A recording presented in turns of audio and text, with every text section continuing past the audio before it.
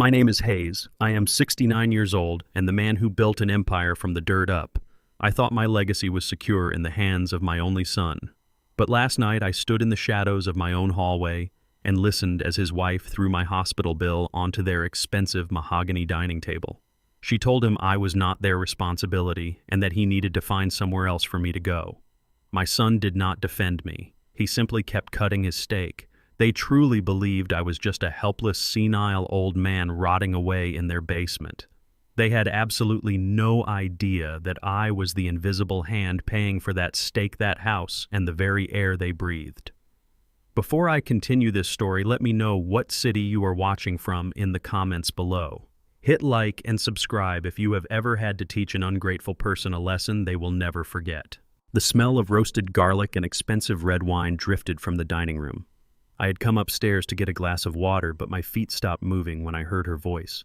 Heather always had a way of speaking that made her words sound like cracking ice. I stood perfectly still behind the heavy velvet drapes in the hallway. Through the slight opening, I could see them sitting under the crystal chandelier that I had paid for. Heather dropped a piece of paper onto the center of the table with a theatrical sigh. It was the bill from my routine cardiology checkup last week.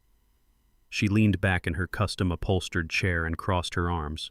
"Your father is not our responsibility, Bryce," she said, her tone dripping with absolute disgust. "Find him somewhere else to go. I cannot handle the smell of old medicine and decay in my house anymore." I held my breath in the shadows.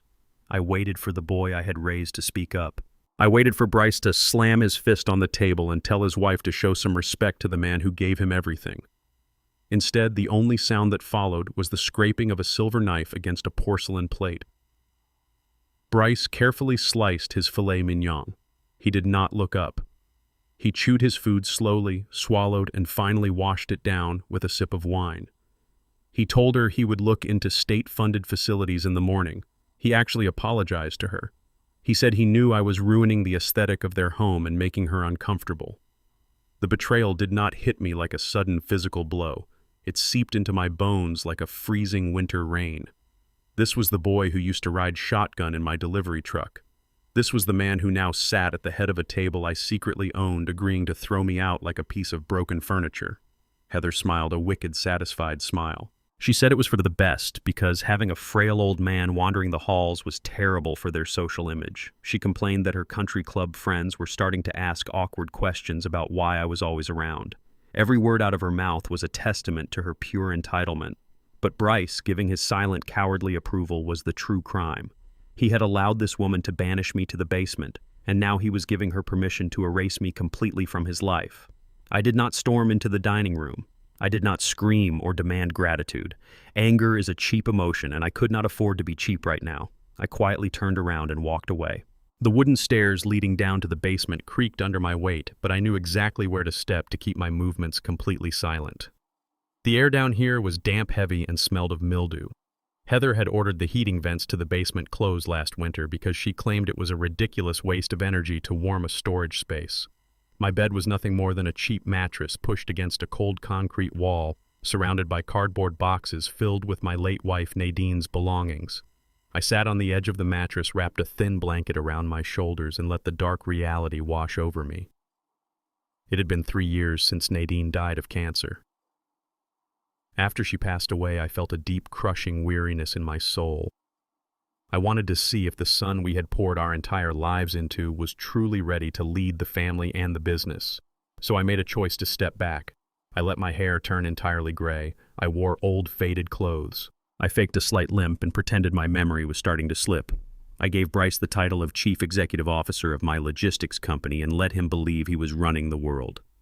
I just wanted to be taken care of, not with money, but with basic human love.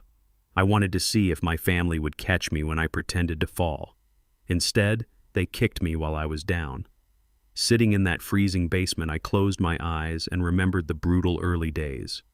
I remembered the blinding snowstorms in the Midwest. I drove an 18-wheeler truck for 20 years, pulling double shifts, hauling freight across the country until my hands bled and my lower back burned with agony. I slept in dangerous truck stop parking lots and ate cold meals from vending machines so I could put every extra dollar into a college fund.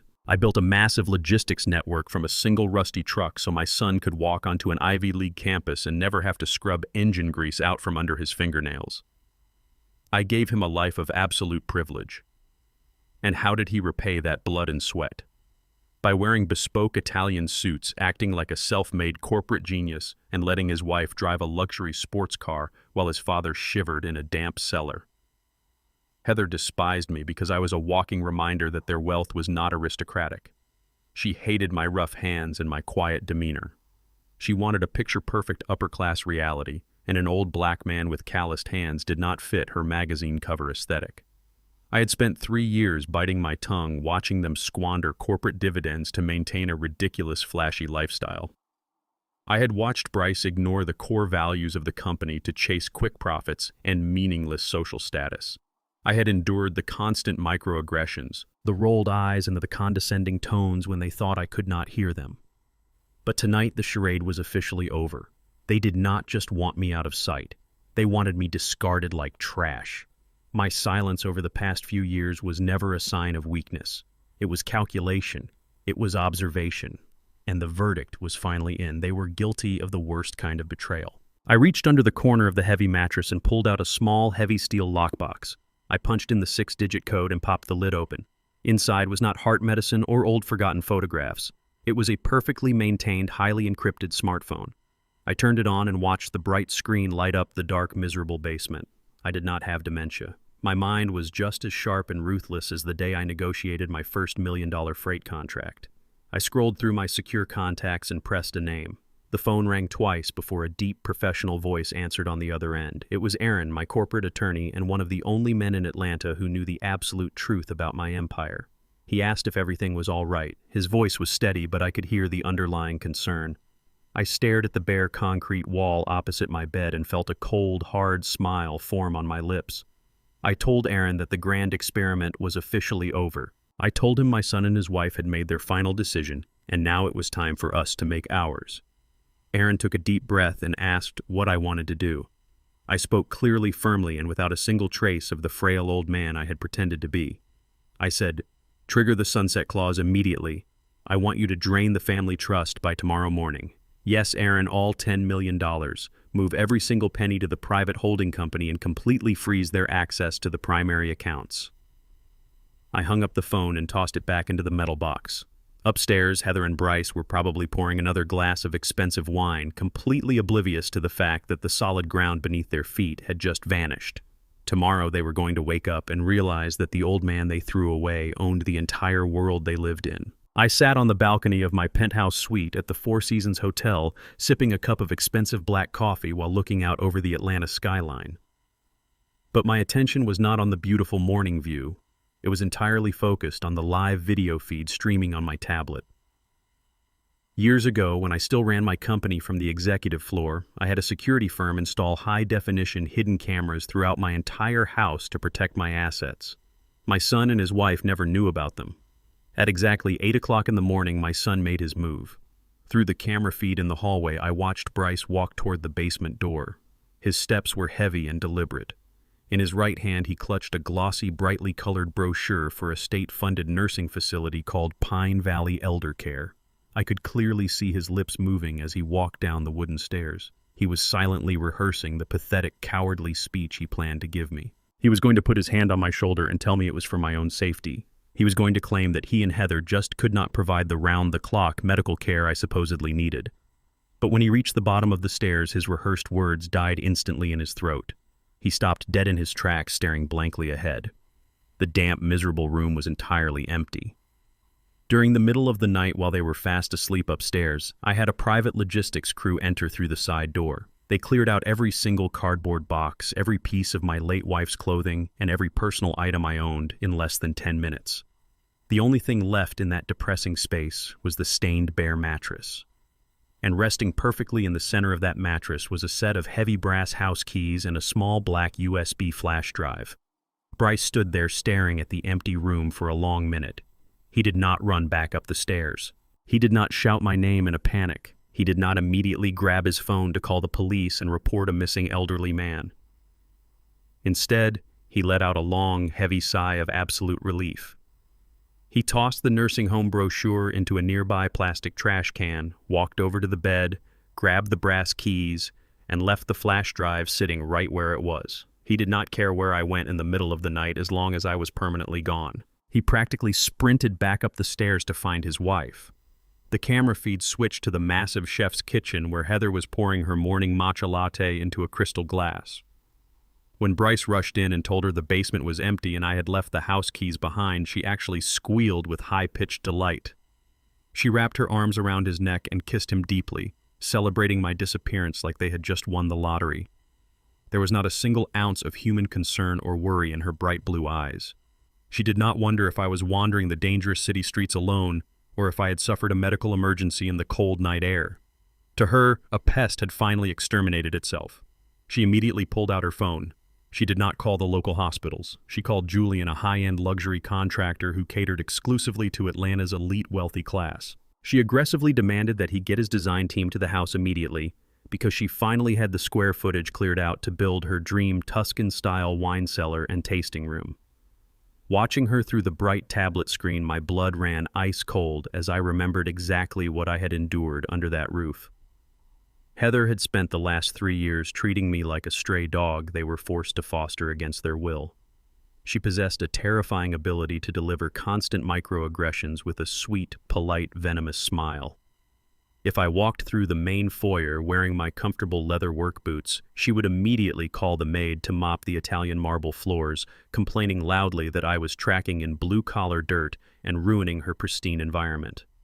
Whenever she hosted her wealthy country club friends for weekend brunches, she would strictly demand that I stay locked in the basement.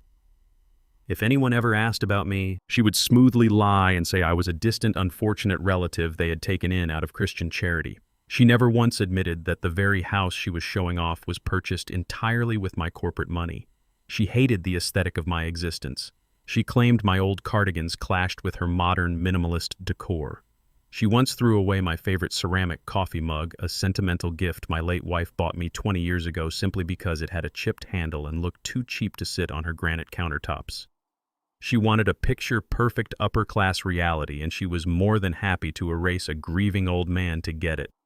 Now she was buzzing with frantic, greedy energy, pacing the kitchen floor and picking out imported Italian brick samples on her tablet. By 10 o'clock, Julian the contractor walked through the front door carrying a laser measuring tape and a thick leather clipboard. He followed Heather down into the damp basement.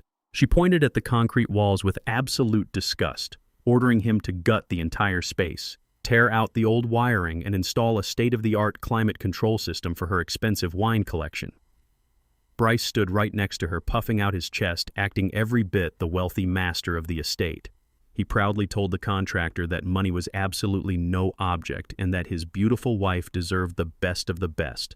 It was utterly nauseating to watch him play the role of a self-made billionaire using a bank account he had zero actual control over. He was a hollow shell of a man desperately trying to buy the affection and respect of a woman who only loved his perceived bank balance. After a brief 30-minute walkthrough, Julian clapped his hands together and smiled a practiced professional smile. He told them he could have a premier demolition crew on site by tomorrow morning to begin tearing down the thick concrete walls. Heather clapped her hands in pure excitement, already imagining the expensive wine racks.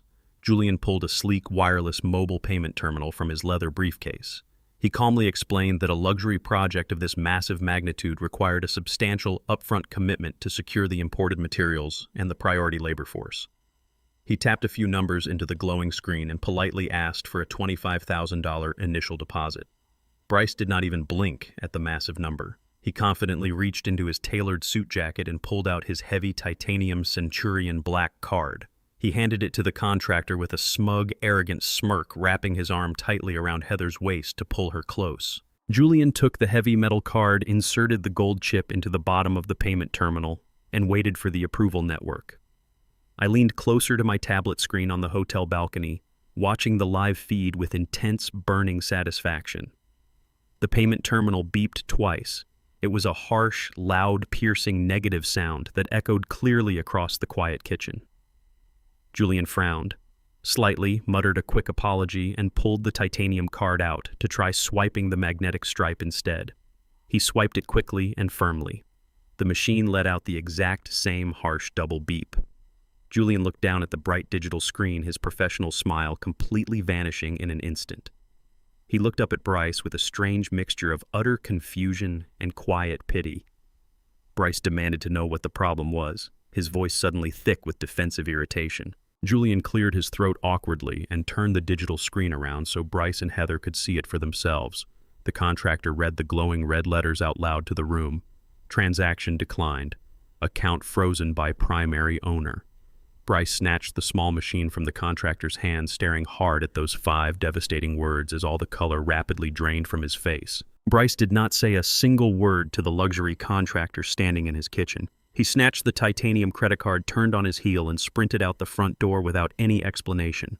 He jumped into his leased Mercedes sports car and drove wildly toward the downtown financial district, weaving recklessly through morning traffic, entirely ignoring red lights and blaring horns.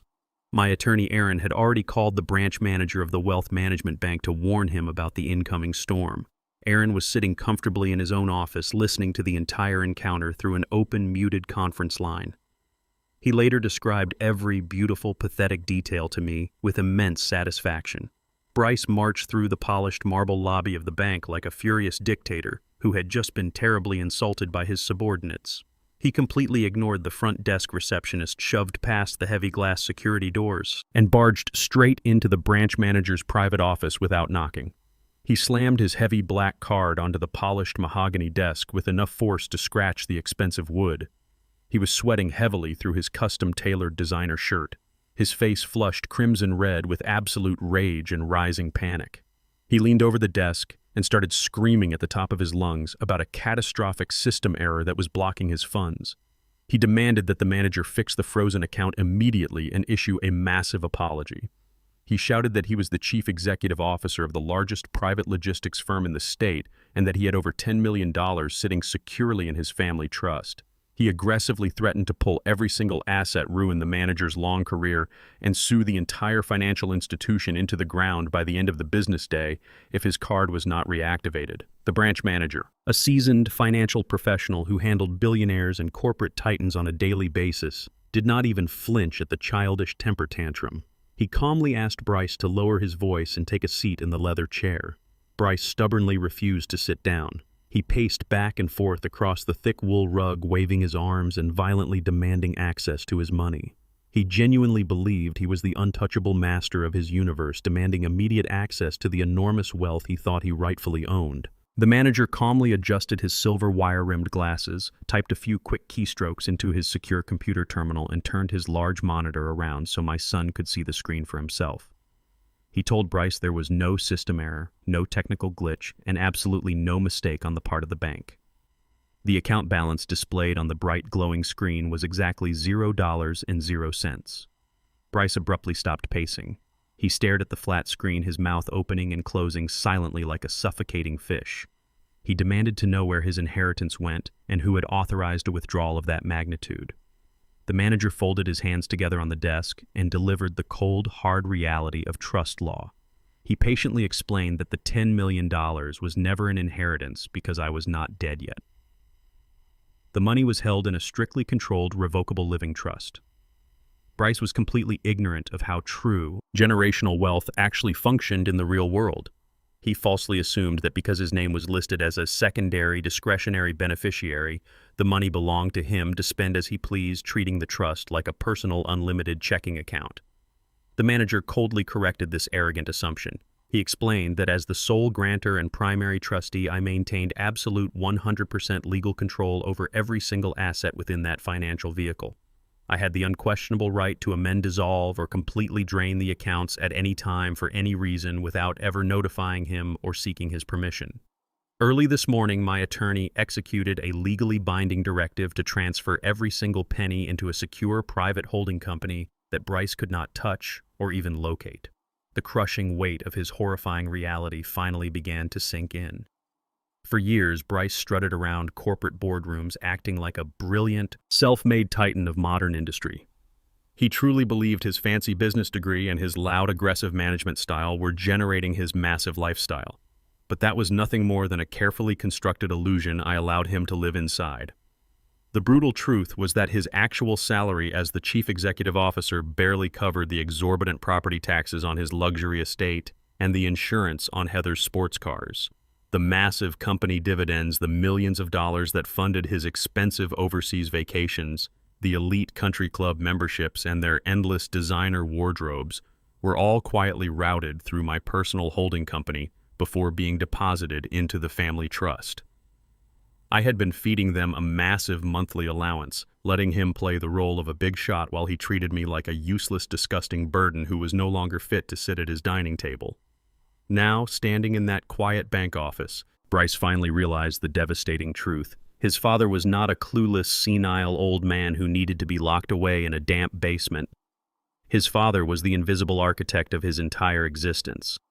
Bryce pleaded with the manager, his voice suddenly small, weak, and pathetic, begging him to reverse the transfer just for a few days so he could pay his contractors. The manager simply shook his head, locked his computer screen, and politely asked my son to leave the premises immediately before he was forced to call the armed security guards. Bryce stumbled out of the massive glass doors of the bank building and stepped out onto the busy, sunlit downtown sidewalk. He felt incredibly dizzy, his vision blurring as he struggled to pull air into his tightening lungs. The bustling city noise surrounded him, but all he could hear was the rushing blood in his own ears. His entire financial security, his entire identity as a wealthy corporate elite, had just been wiped off the face of the earth in a matter of minutes. Before he could even figure out how to walk back to his parked car, his cell phone began vibrating frantically in his jacket pocket. He pulled it out and saw Heather's face, flashing brightly on the digital screen. He answered the call with a trembling hand, fully expecting her to scream about the luxury contractor demanding the $25,000 deposit. Instead, Heather was completely hysterical, sobbing and hyperventilating so hard she could barely form a coherent sentence. She was not talking about the contractor or the dream wine cellar anymore. She was screaming about a formal digital letter she had just received from the elite property management firm that oversaw their exclusive gated community. Bryce tried to calm her down, frantically telling her they still had the beautiful house, foolishly assuming the massive estate was safely registered in their own names. But Heather read the official notice aloud, her voice cracking with pure terror. The email bluntly stated that the ownership of their luxury estate had been legally transferred to a new corporate entity that very morning. Effective immediately, their monthly rent was being tripled to reflect current market value. The notice ended with a brutal, uncompromising ultimatum. They had exactly 30 days to pay the new astronomical rate, or they would face immediate legal eviction by the county sheriff and have all their expensive designer belongings thrown out onto the public street. The heavy phone slipped from his sweating fingers and shattered on the hard concrete. Bryce picked up his shattered cell phone from the cold concrete sidewalk. His hands were shaking so violently he could barely hold the cracked device together. The brutal reality of their situation was finally setting in. Without my signature on the trust documents, they had absolutely no money, no financial safety net, and in exactly 30 days, no home. He hailed a passing cab and rushed back to their luxury estate where he found Heather hyperventilating on their expensive custom living room sofa. After a frantic screaming argument, they quickly realized their only way out of this nightmare was to find me. In their arrogant, deeply flawed minds, I was still just a helpless, confused old man wandering the dangerous city streets. They aggressively convinced themselves that some minor banking technicality or temporary bout of elderly confusion had caused the massive account transfer. If they could just locate me, they believed they could easily manipulate me, shout at me into submission, or simply force a pen into my hand to reverse the entire process. By noon, Bryce had hired an incredibly expensive high-end private investigator. He gave the investigator a recent photograph of me deliberately choosing an awful, unflattering picture where I looked exhausted and unkempt wearing an old gray cardigan. He confidently ordered the investigator to start scouring the lowest-tier homeless shelters, cheap roadside motels, and underfunded state nursing facilities on the dangerous outskirts of Atlanta. Heather paced the hardwood floors for hours, bitterly complaining about how much the investigator was charging them by the hour, entirely oblivious to the terrifying fact that her husband's black card was already dead, and they could no longer afford even a cup of coffee. They spent the next 24 hours living in a state of agonizing, sweat-drenched panic. Every time a delivery truck drove past their large house, Bryce flinched. Every time the doorbell rang, Heather jumped out of her skin, terrified it was the county sheriff arriving early to serve their official eviction papers. They were rapidly unraveling from the inside out. They genuinely thought the private investigator would call them within a few short hours to report that he had found me shivering under a dark highway overpass, ready to be dragged back to my miserable mattress in their cold basement. Late the next afternoon, the private investigator finally called Bryce. I was sitting comfortably in the leather armchair of my massive private library when my dedicated security team notified me that a man had been asking aggressive questions around the perimeter. The investigator sounded incredibly confused on the phone with my son. He told Bryce that he had not found me in a homeless shelter, a free medical clinic, or a dirty, cheap motel. Instead, he had successfully tracked my secure corporate transport vehicle to a location that made absolutely no logical sense to him based on the pathetic description Bryce had provided. He read the exact address out loud over the phone. It was a sprawling, magnificent stone mansion located in the center of an ultra-exclusive multi-million-dollar gated community in the wealthy northern suburbs of Atlanta. When Bryce put the phone on speaker and repeated the prestigious address, Heather completely lost her mind. Her pale face twisted into a mask of pure, vicious rage. She refused to believe it. She immediately started screaming that I was a senile, stupid old fool who had obviously been kidnapped by professional scam artists. She convinced herself that some ruthless criminal ring had realized I had money and dragged me to a luxury rental property to drain my accounts before discarding me.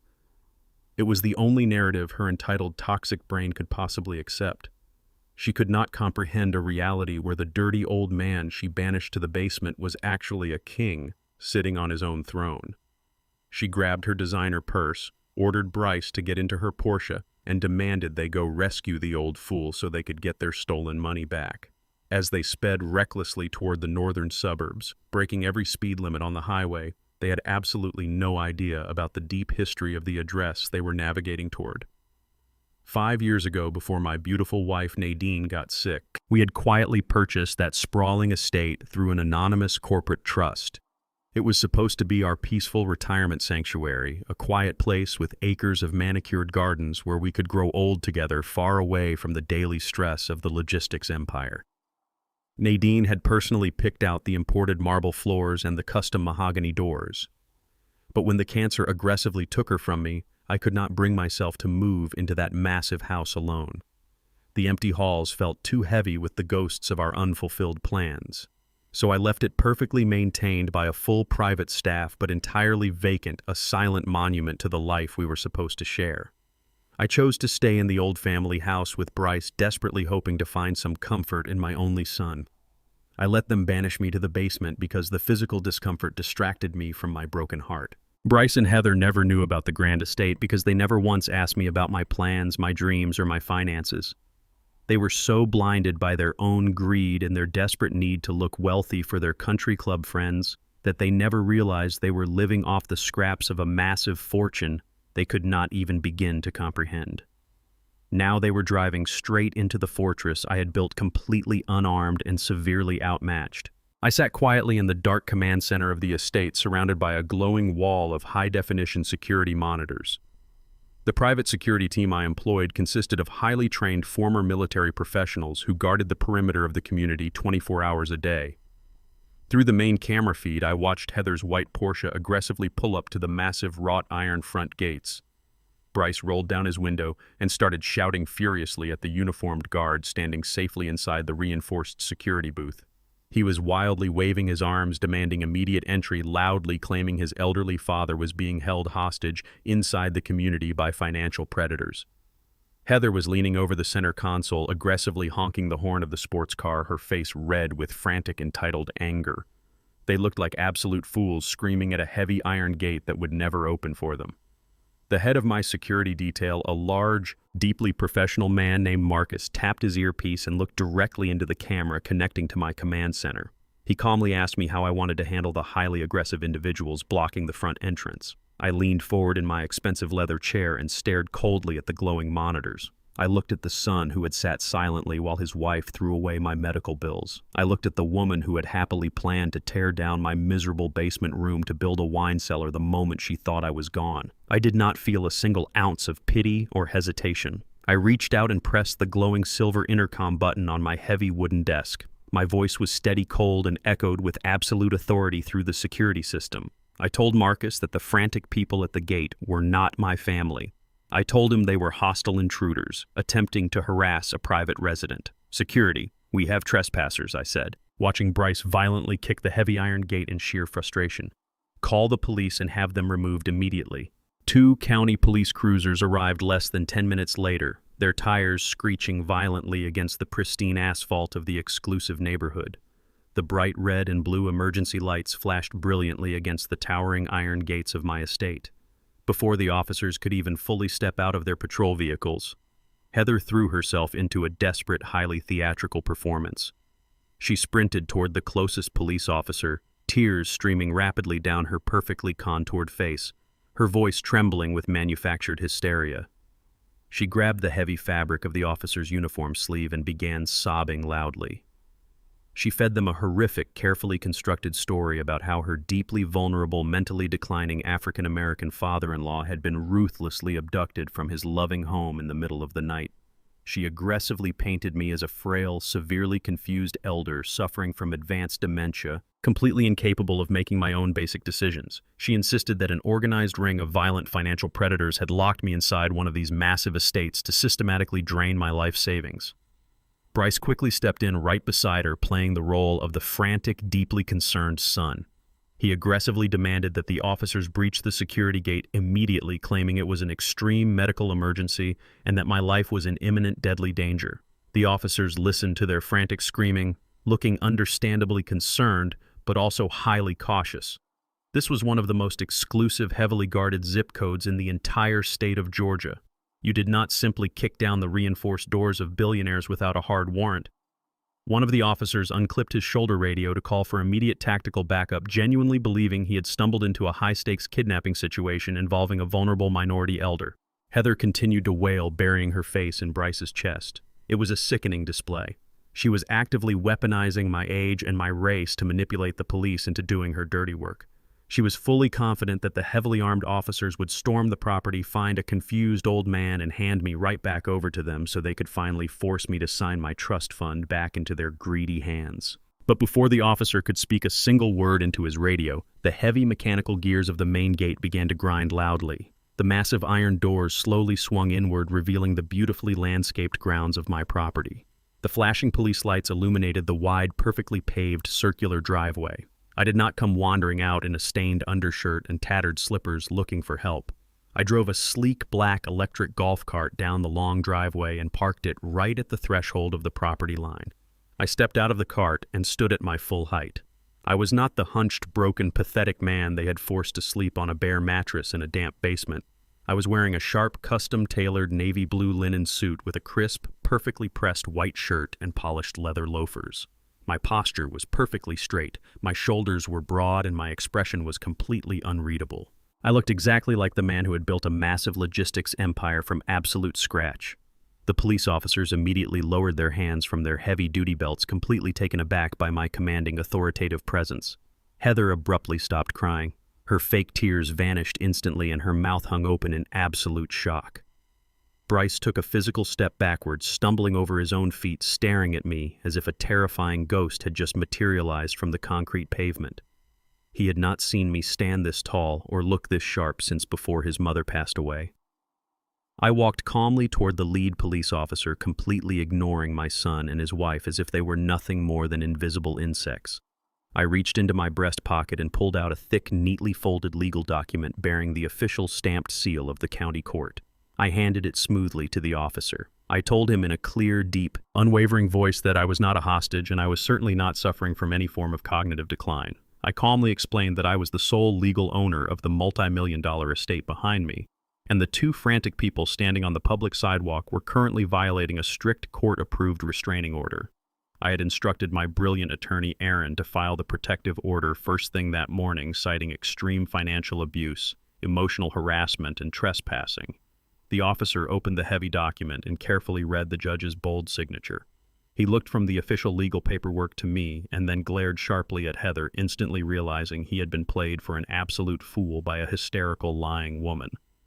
During my miserable time in their basement, Heather had constantly used my identity to fit whatever narrative benefited her lifestyle. To her wealthy country club friends, I was a sad charity case she was graciously housing out of the goodness of her heart. To the police today, I was a helpless victim she desperately needed to rescue. She never once saw me as a human being. She only saw me as a prop to be used. And right now, her favorite prop was looking her dead in the eye, holding every single card in the deck. The officer firmly handed the legal document back to me and turned his attention squarely toward Bryce. He placed his heavy hand on his utility belt and ordered my son and his wife to step away from the gates immediately. He loudly warned them that if they did not get back into their vehicle and leave the premises within 30 seconds, they would both be arrested on the spot for violating a legal protection order and filing a maliciously false police report. Bryce was completely paralyzed by absolute terror, but Heather was practically vibrating with toxic, unhinged rage. The elegant upper-class mask had entirely melted away from her face. She screamed wildly at the police officers, demanding they arrest me for stealing their money and ruining their lives. She called me a crazy, spiteful old man who was trying to destroy her family out of pure, bitter jealousy. The lead officer took a highly threatening step forward, reaching directly for his steel handcuffs, warning her one final time to shut her mouth and get in her car. Bryce grabbed Heather roughly by the arm, pulling her aggressively away from the police and dragging her toward the white Porsche parked by the curb. He knew they had completely lost this battle and were dangerously close to spending the night in a jail cell. I stood quietly behind the thick iron bars, watching them retreat in total public disgrace. As Bryce fumbled wildly for his car keys, his hands shaking violently, I reached into my other jacket pocket. I did not raise my voice, but my words carried perfectly through the cool afternoon air. I slid a single piece of printed paper through the narrow gap in the iron gate so it fluttered down onto the sidewalk right in front of Heather's expensive designer shoes. Heather stopped fighting Bryce and looked down at the paper. It was a printed copy of the official state vehicle registration for the white luxury sports car she was about to get into. I told her to look very closely at the registered owner's name printed at the top of the page. It was not registered to her, and it was certainly not registered to my son. It was permanently registered to my corporate logistics fleet. I looked at her pale, terrified face and delivered my final message for the day. "You can drive it home tonight," I said coldly. "But a commercial tow truck is coming for that car tomorrow morning. Do not bother trying to hide it." The drive back to their luxury estate was suffocatingly silent. Bryce gripped the leather steering wheel of the white Porsche so tightly his knuckles turned completely white, terrified of the reality waiting for them. The moment they stepped through the heavy oak front doors of their house, the crushing weight of their financial ruin finally shattered Heather's remaining composure. They had no access to cash, their credit cards were completely frozen, and in exactly 30 days the county sheriff would forcefully evict them onto the street. Furthermore, the very car they just drove home in was scheduled to be towed away by my corporate fleet managers in the morning. Heather paced the hardwood floors of the massive living room like a trapped, starving animal. She chewed nervously on her perfectly manicured thumbnail, her mind racing through every possible desperate scenario. She threw a crystal vase against the wall, shattering it into pieces. Furious that her picture-perfect life was disintegrating, she suddenly stopped pacing and turned toward Bryce, her eyes dark with a cold, calculating malice. She told him that playing the victim was no longer going to work. If my legal documents were ironclad, they could not fight me on corporate law. But Heather realized there was one brutal loophole they could successfully exploit. She walked over to Bryce, grabbed him by the lapels of his expensive suit, and aggressively manipulated his fragile ego. She whispered that the only way to invalidate my legal authority over the $10 million trust was to strip me of my human rights completely. She demanded that Bryce file for an emergency legal conservatorship first thing in the morning by officially declaring me mentally unfit and suffering from severe advanced dementia. If a judge believed I was completely out of my mind and incapable of making rational choices, my recent financial transfers would be immediately reversed by the court, and Bryce would be granted absolute legal control over every single penny I owned. Bryce hesitated for a fraction of a second, fully realizing the dark severity of what she was suggesting, but his desperate terror of becoming poor easily overpowered whatever tiny shred of morality he had left. He nodded slowly, fully agreeing to destroy my life to save his own. Executing this vile plan required professional medical validation, and Bryce knew exactly where to buy it. Later that night, He made a frantic, encrypted phone call to a disgraced, highly unethical psychiatrist who catered exclusively to the dark secrets of Atlanta's wealthy elite. This was a doctor known for writing fraudulent prescriptions and burying the embarrassing addictions of rich executives for the right price. Bryce met the corrupt doctor in the dimly lit VIP lounge of an expensive downtown hotel, a place where they still had a small tab running. Bryce aggressively pushed a heavy envelope containing his last remaining piece of leverage across the small table. It held his expensive platinum wedding ring and Heather's favorite diamond tennis bracelet. He promised the shady doctor a massive six-figure payout the absolute second the trust fund was unfrozen by the court. In exchange, he needed a comprehensive, aggressively falsified medical evaluation, declaring that I lacked the basic cognitive capacity to manage my own finances or care for my own physical safety. The corrupt doctor casually slipped the jewelry into his coat pocket and agreed to sign the fraudulent affidavit without ever once examining me in person. He would heavily rely on the fabricated behavioral history Bryce and Heather were more than happy to provide. This dark strategy was not a sudden, desperate invention. Heather had been laying the cruel, methodical groundwork for this exact narrative for over a year. While I was living out of cardboard boxes in their cold basement, she engaged in a relentless, systematic campaign of psychological abuse designed to gaslight me into questioning my own sanity. She would deliberately sneak into my room while I was sleeping and hide my reading glasses, then loudly accuse me of losing them again when I woke up. She would intentionally move my daily medication bottles from the bathroom cabinet to the kitchen pantry, watching with a satisfied smirk as I searched frantically for them. When she hosted her wealthy country club friends for elegant weekend dinners, she would put on a deeply sympathetic, mournful face. She would lean across the expensive dining table and loudly whisper to her guests about how rapidly my mind was deteriorating, painting herself as a noble martyr burdened by a crazy, forgetful old man. She actively created a toxic illusion of my mental decline, planting the seeds of doubt in the minds of everyone in their elite social circle. I knew exactly what she was doing every single time she hid my belongings or whispered behind my back. I never confronted her. I simply played along, acting mildly confused, allowing her to build her arrogant false reality unchecked. I gave them enough rope to hang themselves, and now they were eagerly tying the noose, genuinely believing they could use their fabricated history to steal my empire in a court of law. 2 days later, the heavy iron gates of my private estate opened to allow a licensed legal process server onto the property. I was sitting comfortably in my leather chair in the mahogany paneled study, enjoying a quiet morning coffee with my corporate attorney, Aaron. The morning sun streamed through the large windows, illuminating the vast collection of books lining the walls. My head of security, Marcus, escorted the nervous process server into the room. The young man quickly handed me a thick yellow manila envelope, mumbled a brief legal formality regarding his duties, and practically ran out of the massive house, clearly intimidated by the heavy security presence.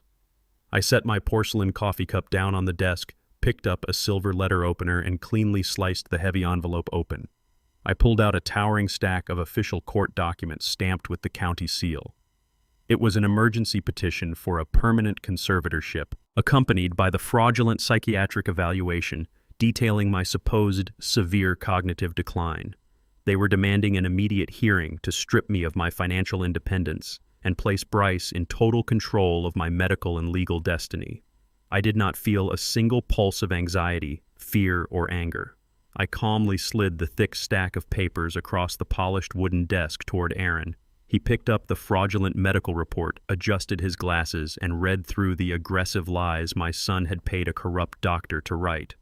A slow, deeply satisfied smile spread across Aaron's face. He closed the file, leaned back in his comfortable chair, and looked at me with the absolute confidence of a legal predator who had just successfully cornered his prey. He tapped the manila folder with his expensive fountain pen and chuckled softly. They took the bait. "Hayes," he said, his voice echoing in the quiet study. They walked right into the trap, and now we are going to bury them in front of a judge. The county courthouse smelled of lemon polish, old paper, and nervous sweat. I sat perfectly still at the heavy oak defense table next to Aaron, wearing my custom-tailored navy suit. Across the wide aisle, Bryce and Heather sat closely with their expensive, aggressive litigation attorney. Bryce was wearing a conservative, slightly wrinkled gray suit, deliberately trying to project the image of a stressed, deeply burdened family man who had not slept in days. The preliminary hearing for the emergency conservatorship began with a sickening, highly choreographed display of theatrical manipulation. Bryce's attorney stepped up to the wooden podium and immediately projected a secretly recorded video onto the large digital screen in the center of the courtroom. It was grainy cell phone footage taken from last Thanksgiving. In the video, I was wandering around their massive chef's kitchen, looking completely lost, asking empty space where my late wife Nadine had gone. I remembered that day perfectly. I had intentionally put on that little performance just to see how Heather would react to a moment of extreme vulnerability. Instead of offering me a glass of water or guiding me to a chair, she had silently pulled out her smartphone and recorded me like an animal in a zoo, saving the footage in her digital arsenal for this exact moment. After the short video ended, the lawyer called Bryce to the witness stand. My son practically deserved an Academy Award for his performance. He wiped fake tears from his eyes with a crisp white handkerchief. He looked up at the judge with a trembling lower lip and spun a heartbreaking, thoroughly rehearsed tale of a devoted child watching his personal hero tragically fade away into the dark abyss of severe dementia. He choked back his fake sobs as he described the unbearable emotional pain of having to strip his own father of his independence just to protect him from total financial ruin. He lied under oath with a terrifying ease, claiming I had been leaving the stove on wandering into traffic and giving away large sums of money to complete strangers. Heather sat in the public gallery behind him, nodding sympathetically, pressing a tissue to her perfectly dry eyes. It was a flawless routine designed to manipulate the court and make me look like a pathetic, incompetent shell of a human being who desperately needed their legal guardianship. The Honorable Judge Miller, a strict, no-nonsense woman with decades of hard experience on the bench, looked down at me from her high seat. Her expression was a mixture of professional skepticism and quiet pity. She turned her attention to Aaron and asked if the defense wished to call me to the stand to testify regarding my own mental competence. I did not move a single muscle. I did not frantically wave my hands, shout angrily about my sanity, or beg the court to believe me. I simply adjusted the cuffs of my crisp white shirt, looked the judge directly in the eye, and nodded slightly to Aaron. Aaron stood up, buttoned his expensive suit jacket, and approached the bench with an aura of absolute terrifying calm. He told the judge that my flawless medical records, my brilliant corporate history, and my current composed demeanor spoke entirely for themselves. He stated clearly that we did not need to waste the court's valuable time with a subjective emotional cross-examination. Instead, Aaron reached into his slim leather briefcase and pulled out a small black USB flash drive. It was the exact same flash drive I had left sitting squarely on the bare mattress in that miserable damp basement. Aaron formally submitted it into evidence and walked confidently over to the court clerk's audiovisual terminal. As he plugged the device into the system, I looked across the aisle at my son.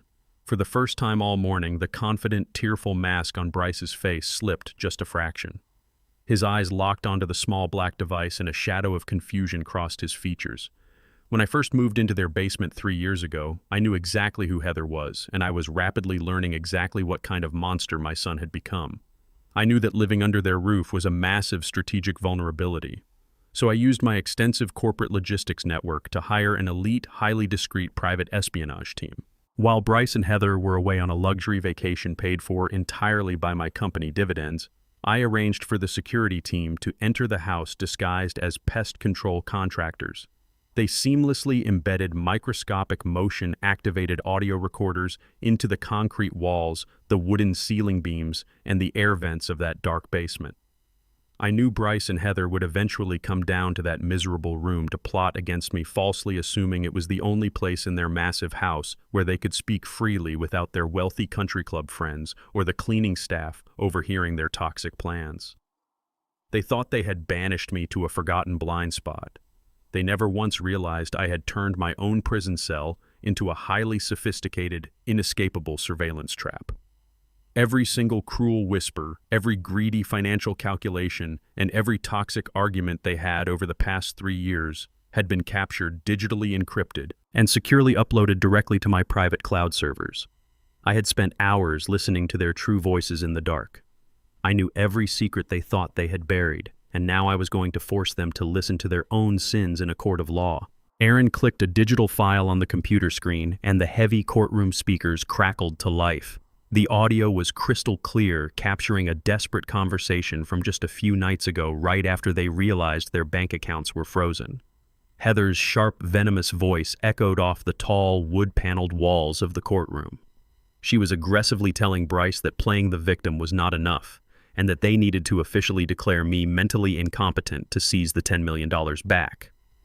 Then Bryce's voice filled the room, perfectly matching her calculated cruelty. He openly discussed bribing a shady, disgraced psychiatrist. He explicitly detailed how he would hand over his platinum wedding ring and her diamond tennis bracelet to buy a completely fraudulent medical evaluation without the doctor ever once examining me. The recorded version of my son laughed a cold, arrogant, sickening sound, bragging about how easily they could fool a stupid judge with a few fake tears and a forged medical signature. The entire courtroom went absolutely dead silent. It was the heavy, suffocating silence of undeniable, catastrophic guilt. The court reporter stopped typing, staring at the defense table in pure shock. The armed bailiff physically stepped closer to Bryce. The fake theatrical tears on Bryce's face evaporated instantly, rapidly replaced by a mask of sheer, unadulterated terror as the color drained entirely from his skin. Heather sank so incredibly low in her wooden gallery seat she practically disappeared, covering her mouth with her trembling hands. Judge Miller's face turned a violent, explosive shade of crimson. The pity in her eyes was instantly replaced by a raging inferno of judicial fury. She gripped her heavy wooden gavel with white knuckles and slammed it down onto the sounding block with a deafening, explosive crack that made Bryce physically jump out of his chair. She leaned aggressively over the high mahogany bench, glaring at my son with a look that promised absolute destruction. The sound of Judge Miller slamming her heavy wooden gavel echoed in Bryce's head long after he sprinted out of the courtroom. He did not wait for his expensive defense attorney to explain the catastrophic legal consequences of the audio recording they had just been forced to endure. He did not even wait for Heather, leaving his wife sitting paralyzed in the wooden gallery seat as her fraudulent socialite world crumbled around her. Bryce was entirely consumed by raw, primal panic. He rushed down the marble steps of the courthouse, his expensive suit jacket flapping wildly in the wind. He jumped into the back of a waiting taxi and shouted the address of my corporate logistics headquarters. He knew his personal trust fund was permanently gone. He knew the luxury estate was rapidly slipping through his fingers. His only chance of surviving the impending apocalypse was to leverage the one title he still falsely believed he controlled. He was still the chief executive officer of a billion-dollar company. As the taxi sped through the bustling streets of downtown Atlanta, Bryce pulled out his laptop, frantically calculating his escape route. He planned to access the primary corporate operational accounts, wire a massive sum of money to a hidden offshore shell company he had set up years ago, and flee the state before the legal system could officially freeze his passport. He stormed through the massive glass doors of the headquarters, completely ignoring the greetings of the front desk security staff. He rushed past the giant steel logo of the logistics company I had built with my own two bare hands. His gray suit was deeply wrinkled, and cold sweat poured heavily down his face as he bypassed the elevators and practically ran up the stairs to the executive suite. He barged into his massive corner office, slammed the heavy mahogany door shut, and locked the deadbolt. He threw his laptop onto the polished glass desk and violently typed in his administrative passwords. His hands were shaking so severely he entered the wrong password twice, cursing loudly in the empty room. When the secure banking portal finally loaded, he quickly navigated to the international wire transfer section. He typed in the routing numbers for a private account in the Cayman Islands. He filled in the transfer amount for exactly $500,000, categorizing it under the accounting system as an emergency vendor payment for international shipping vessels. He stared at the glowing blue submit button, taking a deep, ragged breath. He genuinely believed that one single click would buy him enough time and resources to escape the wreckage of his own life. He pressed the button. A small loading circle appeared on the screen. The screen did not display a green confirmation checkmark. Instead, a glaring red error message flashed across the monitor stating that executive override authorization was required. Before Bryce could even process what the fatal error meant, he heard the distinct click of a master key turning in his locked office door. The heavy mahogany door swung open. It was not a confused secretary bringing him his afternoon coffee. It was Patricia, my fiercely loyal chief financial officer, a brilliant woman who had helped me build the logistics network from the very beginning. She had also been my late wife Nadine's dearest friend. She walked into the room with absolute authority, carrying a thick binder of financial records under her arm. Walking closely behind her were two towering men dressed in sharp conservative dark suits. They were highly specialized federal auditors, absolute experts in tracing corporate embezzlement and corporate fraud. Bryce jumped up from his leather chair, his face twisting into a mask of arrogant rage. He loudly demanded to know who had given them the master key and aggressively ordered them to get out of his private office. He screamed that he was the chief executive officer and that he would fire Patricia on the spot for blatant insubordination. Patricia did not flinch. She simply adjusted her glasses, walked over to his desk, and looked down at the glowing laptop screen, displaying the blocked offshore wire transfer. She shook her head in sheer disgust. For 3 entire years, Bryce had strutted through these corporate hallways, loudly bragging about his brilliant business acumen. He had fired dedicated employees to cut costs, redirected company profits to inflate his own salary, and treated the entire logistics fleet like his personal ATM. He honestly believed he was the absolute master of the universe because I had handed him the CEO title after his mother died. But his massive ego had completely blinded him to the basic legal structure of the corporation he claimed to run. When Nadine passed away, the crushing grief nearly destroyed me. I needed time to mourn in silence away from the demanding noise of board meetings and supply chain logistics. I promoted my son to handle the daily operational duties so I could grieve in peace. However, I never actually retired. I never sold a single share of my private stock. I retained my permanent, unquestionable position as the majority shareholder and the chairman of the board of directors. I had simply stepped into the shadows to observe his character. While Bryce thought I was just a clueless, rotting old man locked away in a damp basement, I was secretly logging into the corporate servers every single night. I reviewed every altered invoice, every unauthorized expense report, and every ridiculous luxury purchase he charged to the company credit cards. I watched him slowly poison the empire I bled to build. Now the observation period was permanently over. Patricia reached out and firmly closed the laptop screen, severing Bryce's desperate connection to the corporate bank accounts. Bryce lunged forward to grab the computer, but one of the towering federal auditors immediately stepped between them, placing a heavy warning hand on my son's chest. Patricia looked at Bryce with the cold, detached professionalism of an executioner reading a final sentence. She informed him that his access to all company systems, bank accounts, and physical properties had been formally revoked at 9 o'clock this morning. Bryce began to hyperventilate, stepping back until his spine hit the floor-to-ceiling window overlooking the city. He stammered frantically, insisting that she had no legal right to lock him out of his own company without a formal vote from the executive board. Patricia calmly opened her thick financial binder and pulled out a single piece of heavy paper bearing the official corporate seal. She told him there was no need for a board vote because the ultimate authority had already made the definitive decision. The chairman of the board has ordered a full forensic audit of all executive expenditures over the last 36 months, she announced, her voice perfectly steady. Effective immediately, you are suspended without pay, Bryce. You will surrender your corporate keys, your company phone, and you will be escorted from this building by security right now. Bryce let out a desperate, hysterical laugh. He pointed a shaking finger at the door and yelled that the chairman was a frail old man who just lost his mind in a county courtroom. He screamed that I was completely powerless and that he was still in charge of the empire. At that exact moment, the heavy wooden door to the corner office opened entirely. I walked into the room wearing my custom-tailored suit, carrying a sleek leather briefcase. My posture was perfectly straight and my eyes locked onto his. I looked at the pathetic, sweating man cowering against the glass window. The room went absolutely silent. I closed the door softly behind me. I walked slowly across the thick carpet of the corner office, the very room I had personally designed decades ago when the company finally hit its first major milestone. Bryce remained pressed against the floor-to-ceiling glass window, completely paralyzed by the sudden, terrifying shift in his reality. I placed my leather briefcase on the polished glass desk right next to his locked laptop. The two federal auditors and Patricia stood silently by the door, acting as my heavily armed financial guards.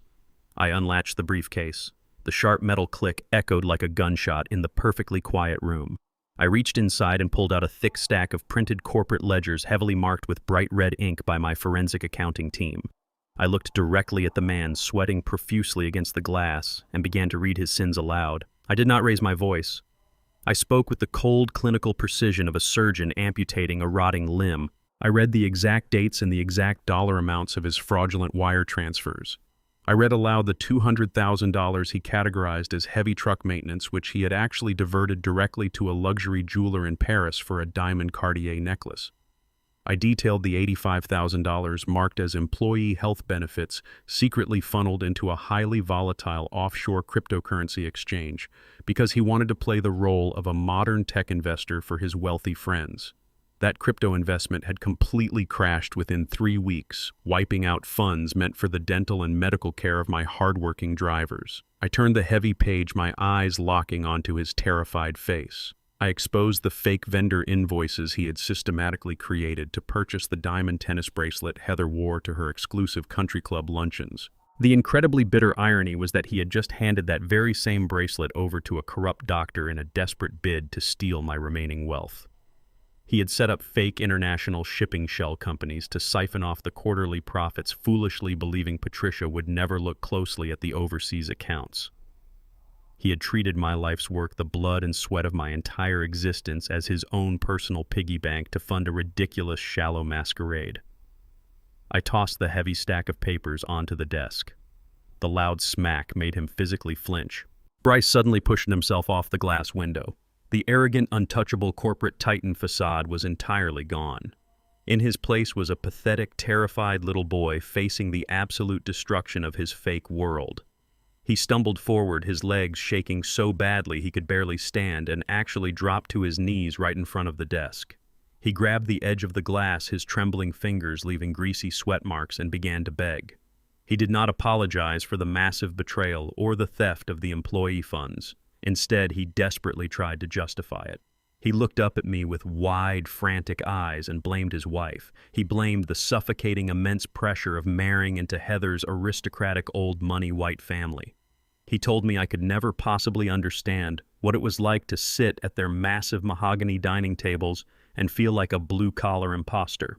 He cried that her parents constantly delivered backhanded compliments about our business, looking down on him because our wealth was newly generated. They hated that our money smelled like diesel fuel engine oil and burning rubber instead of hedge funds and generational trust accounts. He claimed he absolutely had to embezzle the corporate funds to buy the luxury sports cars, the elite country club memberships, and the designer jewelry just to prove he truly belonged in their exclusive world.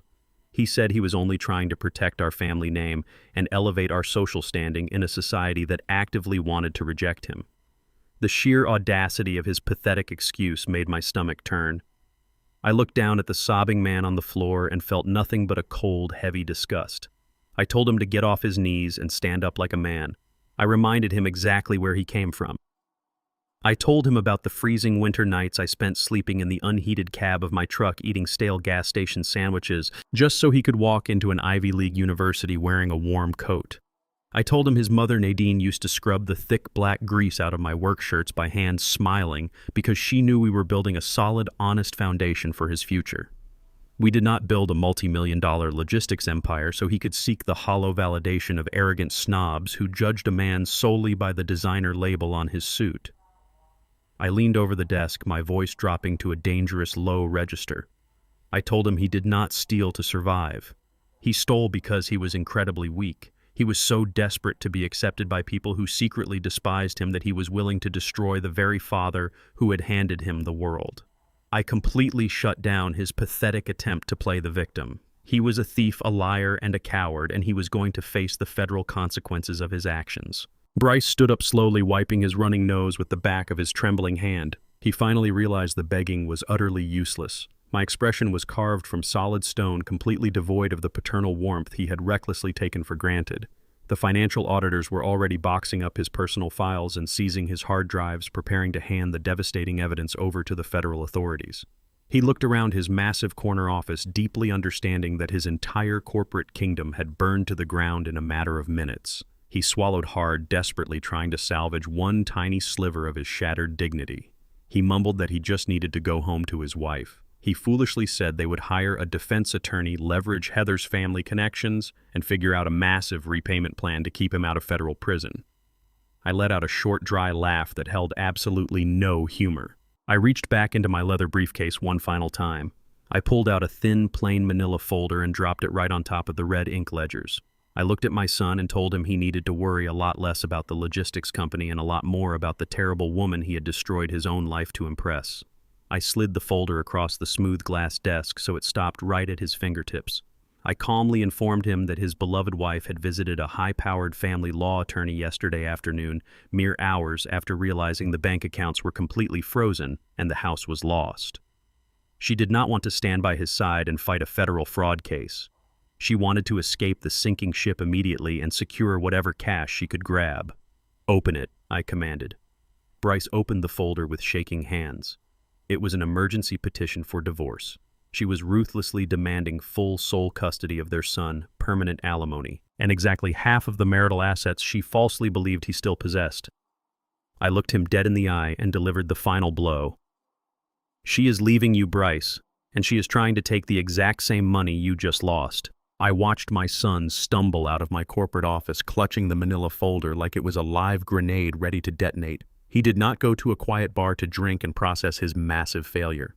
He practically sprinted down to the executive parking garage, jumped into his leased sports car, and drove like an absolute maniac. I knew exactly where he was heading because I simply opened the secure security application on my tablet. When I first purchased that massive estate through my anonymous trust, I had my security team install high-definition hidden cameras in every major room to protect my financial investment. I was not going to miss the final destructive act of this miserable tragedy. The live video feed showed Bryce bursting through the heavy oak front doors of the house, his chest heaving violently as he screamed his wife's name. He charged up the grand sweeping staircase, his expensive leather shoes slipping on the marble steps, and kicked open the double doors to the master bedroom. Heather was not sitting by the window crying over their ruined empire or worrying about her husband's mental state. She was moving with the frantic, highly calculated speed of a professional jewel thief cleaning out a vault. 3 massive, heavily branded Louis Vuitton suitcases were laid wide open across the custom king-sized bed. The hidden wall safe behind their massive oil painting was swung completely open. She was rapidly dumping velvet jewelry boxes, thick stacks of emergency cash, and every single expensive designer accessory she could find directly into the luxury luggage. Bryce stood frozen in the doorway, waving the divorce papers in the air, his voice cracking with absolute hysteria as he demanded to know what she was doing. Heather did not even pause her packing. She casually tossed a diamond Cartier necklace into the side pocket of her bag and looked at my son with an expression of pure, unfiltered disgust. She told him she was doing exactly what any intelligent woman would do on a rapidly sinking ship. She was securing her own financial survival. Bryce screamed that they were supposed to be a team, a united front against me. He yelled that he had committed federal corporate fraud, risked his entire freedom, and destroyed his relationship with his own father just to buy her the luxurious life she constantly demanded. The argument that erupted in that luxurious bedroom was so incredibly vicious, it stripped the expensive paint right off their fake aristocratic walls. Heather finally dropped the sweet, polite, upper-class mask she had worn for years. She threw an empty velvet ring box right at his chest and laughed a harsh, deeply venomous laugh. She told Bryce he was an absolute fool if he ever thought she married him for love or romance. She married the chief executive officer of a billion-dollar logistics empire. She married the private jets, the unlimited titanium black cards, and the sprawling estates. She aggressively pointed her finger right at his face and called him a worthless, pathetic fraud who had spent his entire adult life living off his daddy's money. It was fascinating to watch her completely destroy his fragile ego using the exact same brutal truth I had just delivered in the corporate office. She told him she always secretly despised his family background. She hated the fact that his wealth was dirty, built by a man who drove 18-wheeler trucks, slept in parking lots, and smelled like diesel exhaust. She had only tolerated the blue-collar stench of our family name because she genuinely thought Bryce held the absolute keys to the kingdom. She sneered as she admitted she only encouraged him to lock me in the damp basement because she could not stand looking at the man who actually owned the money she was constantly spending. She thought Bryce was a ruthless, powerful corporate titan who had conquered his old man. But now she realized he was just a weak, spineless little boy who had been living on a glorified monthly allowance. Bryce fell to his knees on the expensive imported rug, weeping uncontrollably. He begged her to stay, pleading that he could somehow hire the right lawyers and win the company back in court. He promised he would fight me to the bitter end and get her the money she wanted. Heather simply zipped up the first heavy suitcase with a sharp metallic pull. She told him there was absolutely no money left to fight for. The bank accounts were permanently frozen. The corporate lawyers had already locked him out of the building, and the federal auditors were probably drafting his criminal arrest warrant right at that very moment. She coldly informed him that the divorce papers he was holding were just the beginning of his nightmare.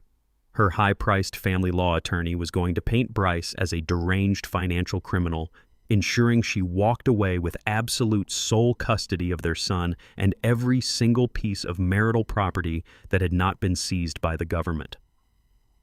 She looked down at the man she had promised to love in sickness and in health and delivered the ultimate soul-crushing betrayal. She told him he was going to federal prison, and she was not going to waste her youth waiting around to be his conjugal visitor. She grabbed the thick leather handles of her designer luggage and began dragging them toward the bedroom door, leaving Bryce sobbing violently on the floor in the ruins of their shattered marriage. I sat quietly in my office chair, watching the live security feed as Heather dragged her heavy stolen treasure down the grand marble staircase. She was breathing heavily, her face flushed with the physical exertion and the thrilling adrenaline of a successful escape.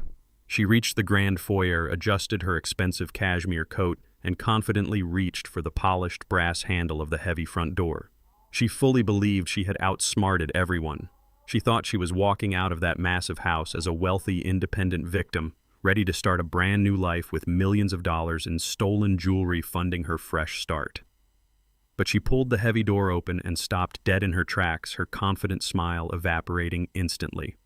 The long, circular driveway was bathed in the harsh, flashing glare of bright red and blue emergency lights. 2 county police cruisers were parked aggressively at angles, completely blocking her white Porsche from moving a single inch. 3 uniformed police officers stepped onto the wide front porch, their hands resting cautiously on their duty belts.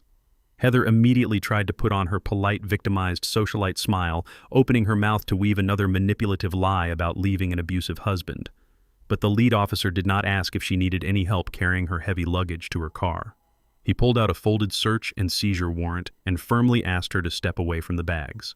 Patricia, my brilliant chief financial officer, had been incredibly thorough while the federal auditors were tearing through Bryce's office.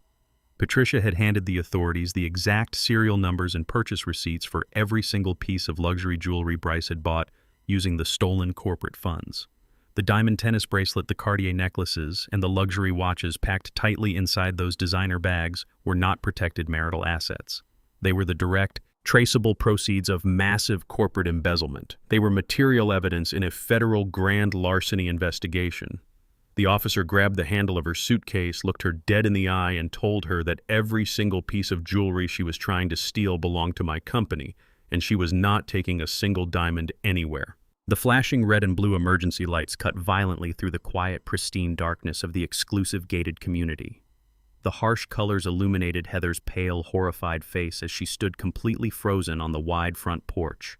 She stumbled backward, dropping the heavy leather handle of her Louis Vuitton suitcase. The bag hit the wooden deck with a loud thud, but the lead police officer did not give her a single moment to compose another manipulative lie. He stepped aggressively onto the porch, grabbed her wrists, and swiftly secured them behind her back with heavy steel handcuffs. The sharp metallic click echoed in the cool evening air. Heather immediately began screaming at the top of her lungs, her voice cracking with pure, unhinged indignation. She demanded they release her, instantly shouting that she was a prominent member of the local country club and that her wealthy father played golf with the county commissioner. She furiously claimed there was a massive misunderstanding, insisting that the jewelry was her personal marital property and that her vindictive husband was simply trying to punish her for seeking a divorce. The officers were completely unfazed by her pathetic aristocratic tantrum. They were not responding to a domestic dispute.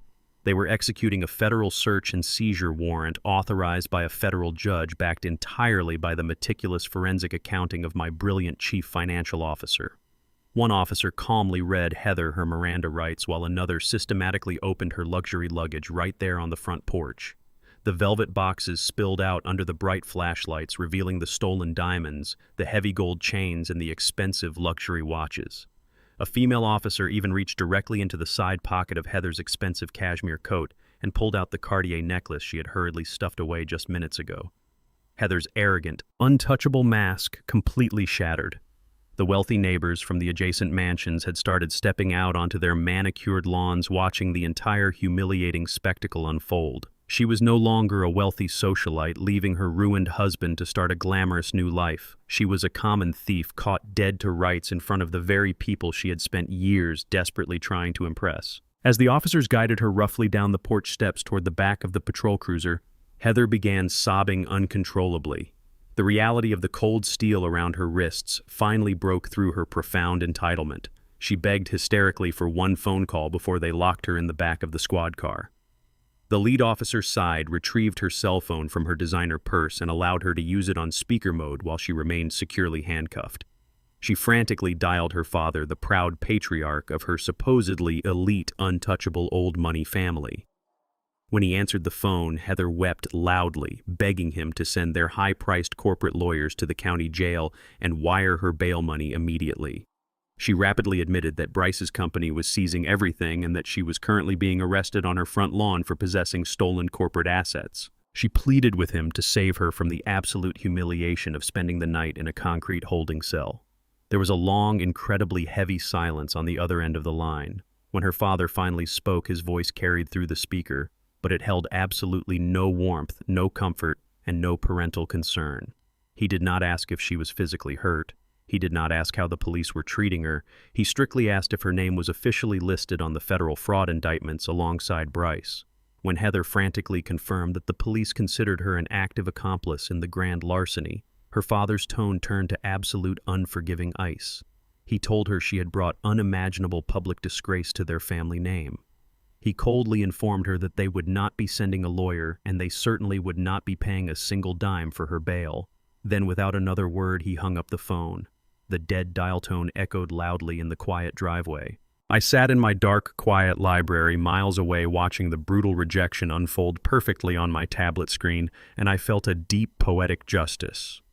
I knew the deeply guarded, shameful secret of Heather's arrogant family. They paraded around their exclusive country clubs, acting like untouchable royalty, looking down their noses at my blue-collar logistics empire. They constantly made snide remarks about my calloused hands and my faded work boots. But their aristocratic wealth was a complete and total illusion. They were absolutely drowning in hidden debt, heavily mortgaged on all their properties, and barely scraping by on maxed-out credit cards just to maintain their elite social facade. They had actively pushed Heather to marry Bryce because they desperately needed my corporate dividends to secretly fund their own failing lifestyle.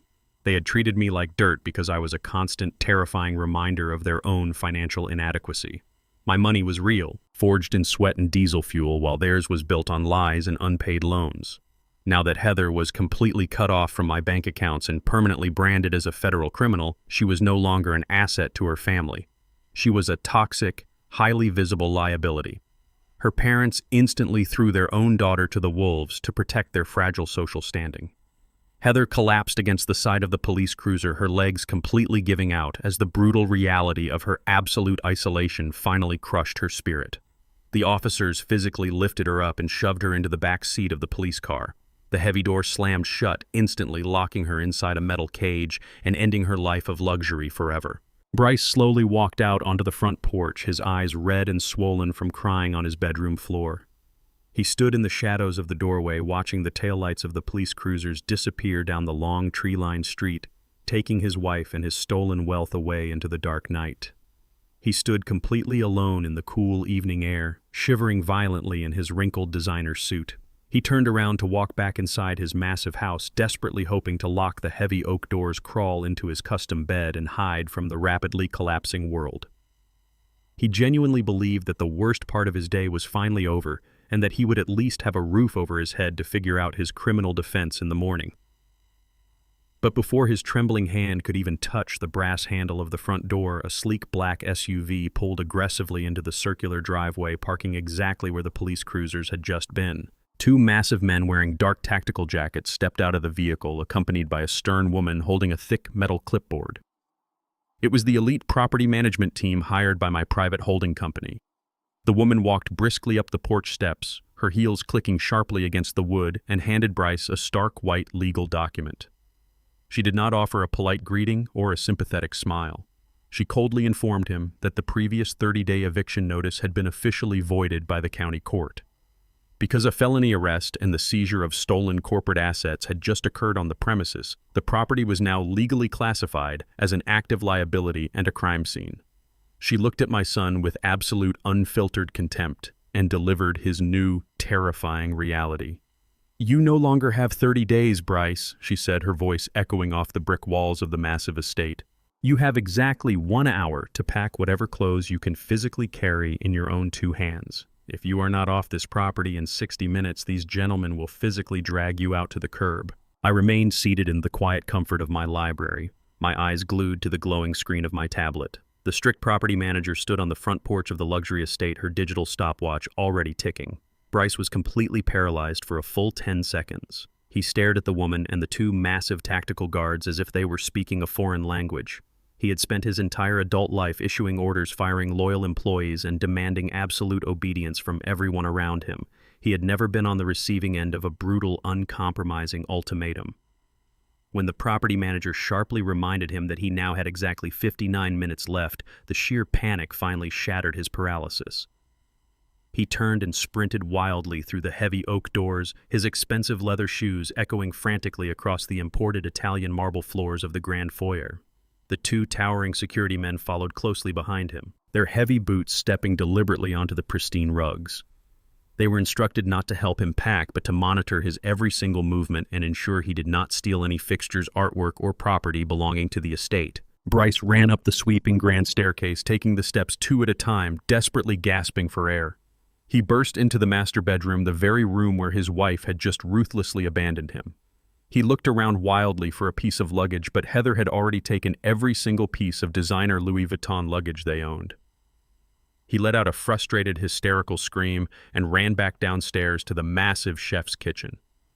He ripped open the pantry doors, knocking over jars of expensive imported spices, and grabbed a box of heavy-duty black plastic trash bags. The profound, bitter irony was absolutely perfect. For 3 years, he had treated his own father like a disgusting piece of garbage, hiding me away in a damp, unfinished basement. Now the great corporate titan was being violently stripped of his kingdom, forced to pack his elite upper-class life into literal garbage bags. He sprinted back up to his massive, custom-built walk-in closet.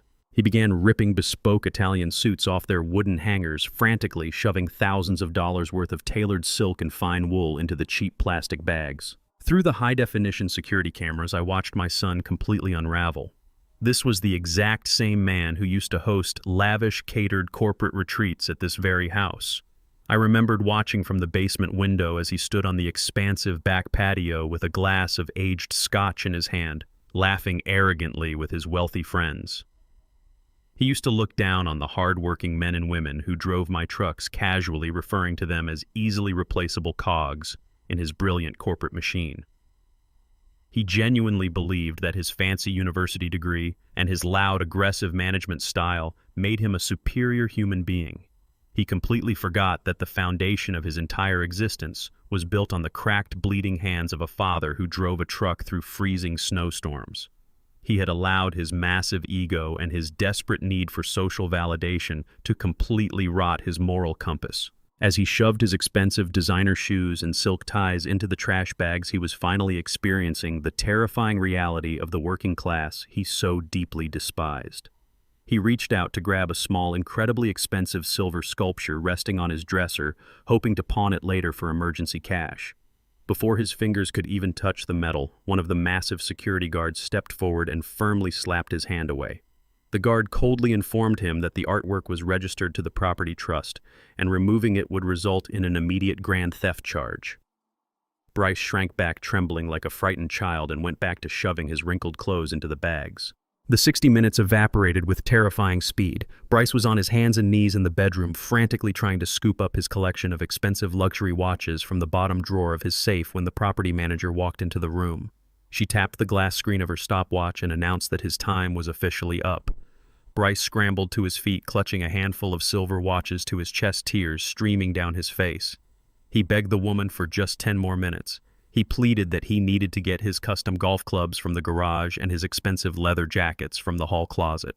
The property manager did not even blink. She gestured to the 2 security guards. They stepped forward, grabbed Bryce firmly by his upper arms, and began physically marching him out of the master bedroom. Bryce screamed and kicked his expensive shoes, leaving scuff marks on the hardwood floor, but he was completely powerless against the highly trained men. They dragged him down the grand staircase while he desperately clutched the neck of a single black trash bag. They shoved him out the front doors and released him onto the cold concrete of the front porch. The property manager stepped out right behind him, casually tossed his 2 other plastic garbage bags onto the ground at his feet, and walked back inside. The heavy oak doors slammed shut with a loud, absolute finality. The loud click of the deadbolt locking echoed across the quiet, manicured lawn. Bryce stood alone on the front porch of the house he once thought he owned. He was completely locked out of his own life. The cool night wind blew against his tear-stained face, making him shiver violently in his thin designer suit. He slowly bent down, gathered the twisted necks of his 3 heavy garbage bags, and dragged them clumsily down the long driveway toward the street. He looked exhausted, defeated, and entirely broken. He walked over to the curb where his sleek, silver-leased Mercedes sports car was parked. He reached into his pocket with trembling fingers, pulling out his electronic car keys. He genuinely thought he could just load his trash bags into the trunk drive to a cheap roadside motel and sleep in the leather seats until he figured out a criminal defense strategy in the morning. He pressed the unlock button on the key fob. The headlights of the sports car flashed briefly in the darkness. But before he could even reach the door handle, the loud, heavy roar of a commercial diesel engine shattered the quiet neighborhood. A massive heavy-duty tow truck turned the corner and pulled aggressively up to the curb, parking directly in front of the Mercedes. The bright amber warning lights on the roof of the truck spun wildly, casting eerie yellow shadows across Bryce's pale face. I watched the screen with immense satisfaction as I recognized the bright corporate logo painted on the side of the tow truck's door. It was a vehicle from my own logistics fleet. The driver, a burly man wearing a thick canvas jacket, stepped out of the cab holding a glowing digital tablet. He looked at Bryce, looked at the license plate of the Mercedes, and casually pulled a heavy steel chain from the back of his rig. Bryce dropped his garbage bags onto the grass and ran forward, frantically waving his arms. He screamed at the driver to stop, claiming it was his personal vehicle and that his lease payments were fully up to date. The tow truck driver simply laughed a deep, rough laugh. He tapped the screen of his tablet and shoved it right into Bryce's face. He bluntly explained that the luxury lease was strictly contracted under the corporate logistics account. Since Bryce had been officially suspended and locked out of the company for massive financial fraud earlier that afternoon, the corporate fleet managers had immediately canceled the luxury vehicle lease to recover company assets. The driver hooked the heavy steel chains under the front axle of the beautiful sports car and engaged the hydraulic winch. Bryce stood completely frozen on the edge of the sidewalk, clutching his car keys in his hand, watching helplessly as the massive truck lifted the front wheels of his final asset right off the ground. He had absolutely no money, no home, no wife, and now no transportation. He was standing on a dark street corner holding 3 garbage bags, completely at the mercy of a world he had spent his entire life looking down upon. The sun rose over Atlanta the next morning, casting a bright, unforgiving light on the absolute wreckage of my son's life. I was sitting in the private conference room of my lawyer's downtown office reviewing the preliminary asset recovery documents with Aaron. My secure cell phone vibrated on the heavy mahogany table. The caller identification displayed an unknown local number. I pressed the answer button and put the phone on speaker, gesturing for Aaron to listen. It was Heather. She had spent a grueling, terrifying night in the county holding cell before a sleazy downtown bail bondsman finally agreed to front the cash for her release, taking her last remaining credit card as collateral. Her voice was completely ragged, stripped of all its usual arrogant polish, but it was still dripping with toxic malice. She was calling from a cheap roadside motel on the outskirts of the city. She did not call to apologize for stealing my corporate assets, and she certainly did not call to beg for forgiveness. She called to execute the lowest, most despicable strategy a desperate person could possibly attempt. She was trying to weaponize my own flesh and blood against me. She told me she had picked up my 5-year-old grandson Mason from the private nanny the absolute second she was released from jail. Her voice shook with a dangerous, unhinged energy as she laid out her demands. She aggressively ordered me to drop all the federal grand larceny charges immediately and wire $2 million into an untraceable offshore account by noon. If I refused, she threatened to put my grandson on a bus, disappear across the border, and make absolutely sure I never saw the boy again. To prove she was completely serious, she pulled the phone away from her mouth, and I heard the faint, confused voice of little Mason in the background. She rudely commanded the frightened child to tell his grandfather that he was hungry and scared. My hands curled into tight fists under the conference table, my fingernails digging deeply into my palms. The sheer sickening cruelty of using a terrified 5-year-old boy as a human shield to extort money was beyond comprehension. But I kept my breathing perfectly steady and my face completely blank. I looked across the table at Aaron. He was already typing furiously on his laptop, tracing the origin of the phone call while simultaneously drafting an emergency family court injunction. Listening to Heather's frantic threats, my mind drifted back to the dark, miserable years I spent living in her basement. During that entire time, my relationship with little Mason was actively and systematically sabotaged by his own mother. Heather possessed a deep, irrational fear that her son would somehow absorb my blue-collar nature just by being in the same room as me. She strictly forbade the boy from ever coming down the basement stairs, telling him terrible, frightening lies that the cellar was full of toxic mold and that his grandfather was a very sick, dangerous man. On Mason's 4th birthday, I spent 3 weeks sitting on my bare mattress using a small pocket knife to carefully carve a beautiful wooden freight train out of scrap timber. I painted it with bright, non-toxic colors, wanting to give my grandson a piece of his family heritage. I left it neatly wrapped on the kitchen counter for him. When Heather found it, she did not even show it to the boy. She picked it up with the tips of her manicured fingers as if it were a dead rat, complained loudly that the handmade toy did not match the expensive minimalist aesthetic of his designer playroom, and threw my hard work directly into the kitchen trash compactor.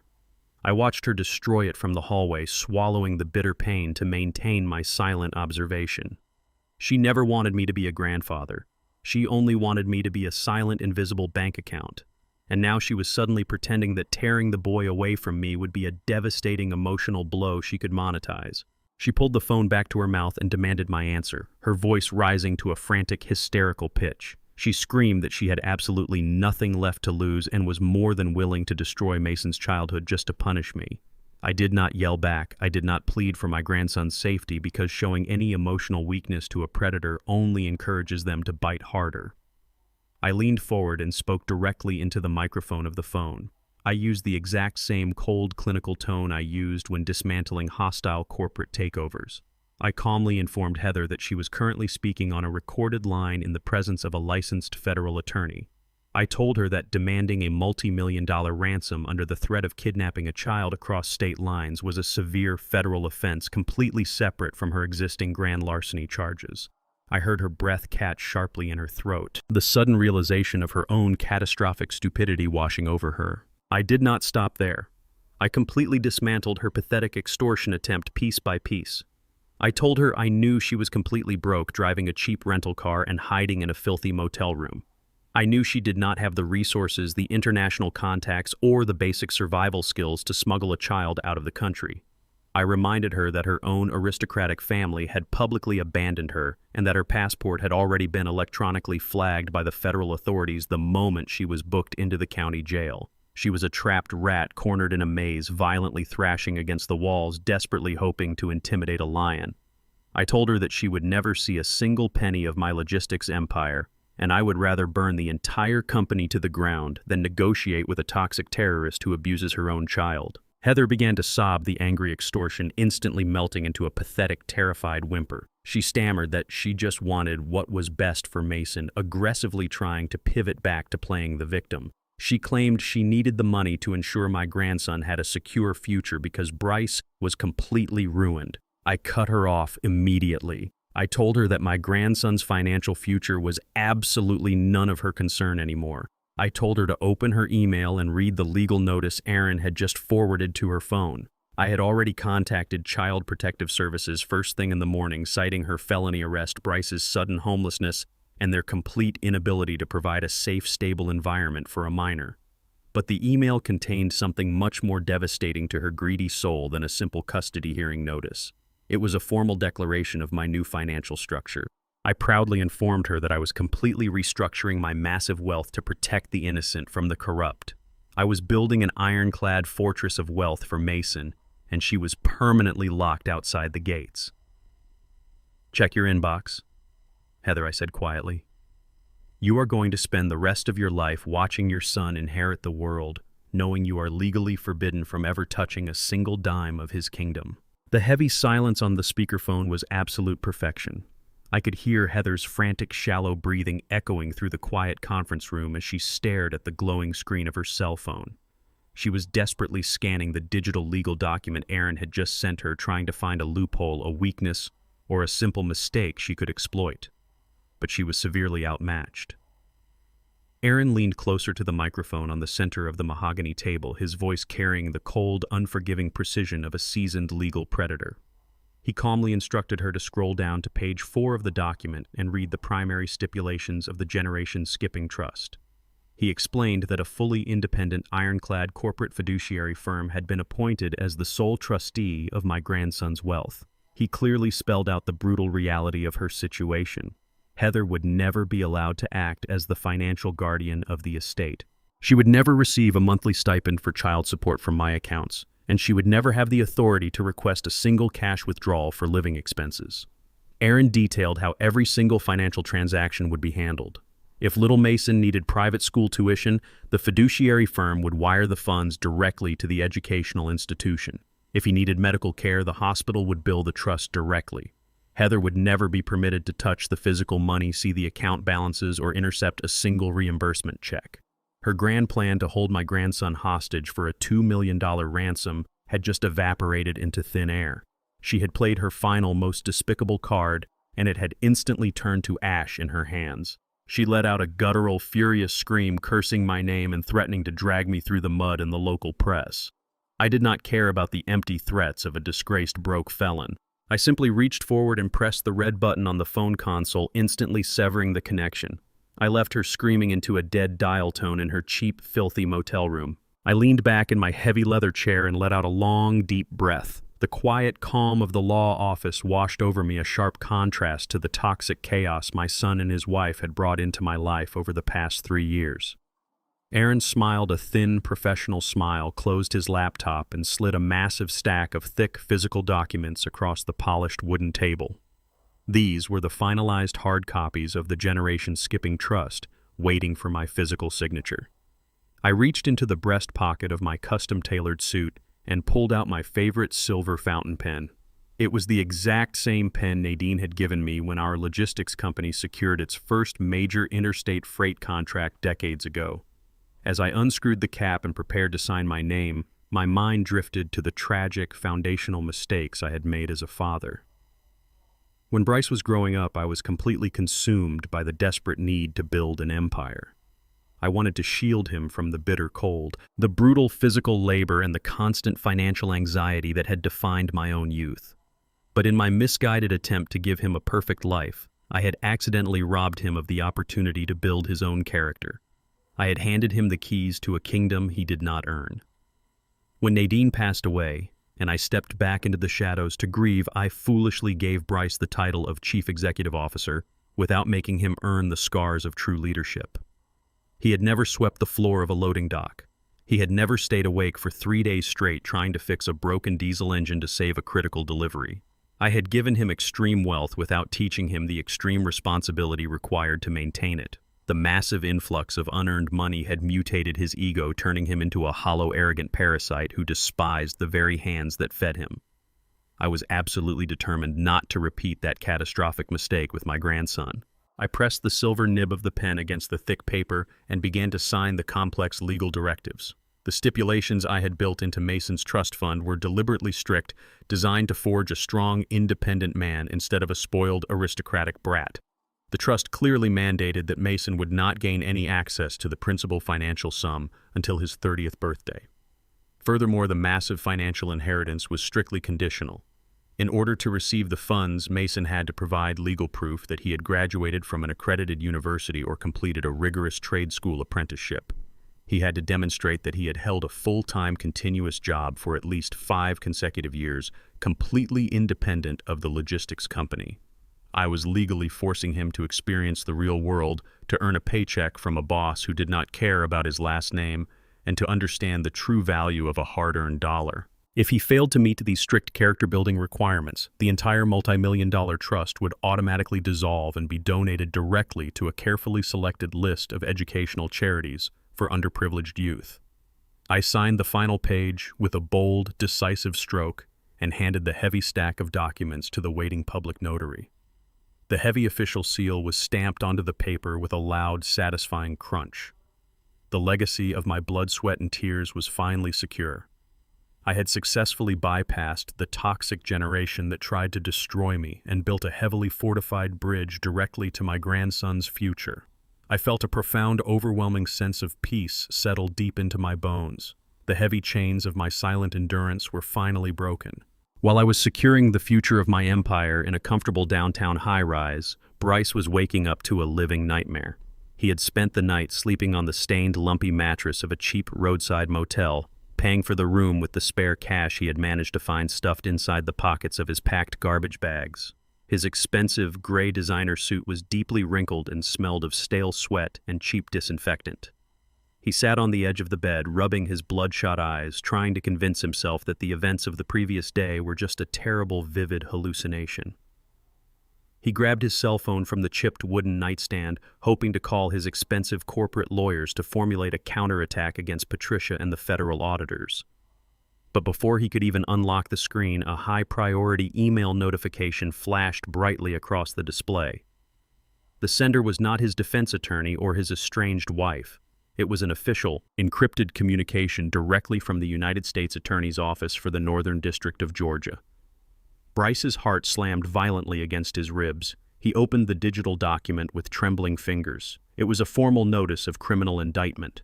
The federal prosecutors had worked rapidly through the night, utilizing the massive mountain of irrefutable forensic evidence Patricia had handed them on a silver platter. He was officially being charged with multiple counts of wire fraud, grand larceny, and corporate embezzlement. The bottom of the email contained a brutal, uncompromising ultimatum from the lead prosecutor. The government had already moved to freeze every single one of his remaining personal bank accounts. If Bryce wanted to avoid being physically dragged out of his motel room by armed federal marshals before noon, he was legally required to surrender his passport immediately and liquidate every single personal asset he had left to begin paying back the stolen corporate funds. He stared at the terrifying words on the screen, the crushing weight of federal prison suddenly looming directly over his head. He looked down at the 3 black plastic garbage bags sitting on the filthy motel floor. Inside those bags were his custom-tailored suits, his expensive Italian leather shoes, and the handful of luxury watches he had managed to scavenge from the estate. They were the only things he owned in the entire world. He realized with absolute horrifying clarity that he was going to have to sell the very clothes off his back just to buy his freedom. I was enjoying a quiet cup of coffee on the sunlit terrace of my grand estate when Patricia called me with an incredibly amusing update. She had spent the entire morning coordinating directly with the federal prosecutors and the corporate asset recovery team. She called to inform me that my son was currently scrambling like a terrified rat in a very small cage. Bryce had read the terrifying email from the United States Attorney's Office. He knew he had until exactly noon to surrender his passport and provide proof of asset liquidation, or heavily armed federal marshals would kick down the door of his cheap motel room. Panic is a highly predictable emotion. It strips away all logic and forces a person to act on pure, desperate instinct. Bryce knew his bank accounts were frozen, his house was gone, and his wife had abandoned him. His only remaining lifeline was buried at the bottom of the black plastic garbage bags he had dragged out of his former mansion. Sitting on the stained bedspread of his filthy motel room, Bryce frantically dug through his wrinkled bespoke suits and imported Italian leather shoes until his shaking hands found what he was looking for. He pulled out 5 heavy, polished wooden boxes. Inside those boxes were his prized luxury watches. I remembered the exact day Bryce bought the most expensive watch in that collection. It was a massive, solid rose gold timepiece, that cost more than what most of my truck drivers earned in an entire year. He had worn it to a Sunday family dinner shortly after his mother passed away. He spent the entire evening deliberately pulling back the cuff of his expensive silk shirt, aggressively making sure the heavy gold caught the light of the dining room chandelier. He had looked across the table at my wrist where I wore the exact same durable scratched stainless steel diver's watch I had worn for 20 consecutive years. He had chuckled condescendingly, shaking his head at me. He told me it was time to upgrade my image and stop looking like a retired mechanic. He confidently claimed that in the modern corporate world a man was judged entirely by the weight and brand of the metal on his wrist. I had simply smiled at his foolish arrogance. I told him that a watch only tells you the time. It does not tell you the measure of the man wearing it. He had rolled his eyes, calling my mindset painfully outdated and embarrassing. He genuinely believed those incredibly expensive watches made him a titan of industry. He completely ignored the fact that he had secretly purchased every single one of them using fraudulent vendor invoices and stolen corporate funds. Now those exact same watches were his only hope of staying out of a federal penitentiary.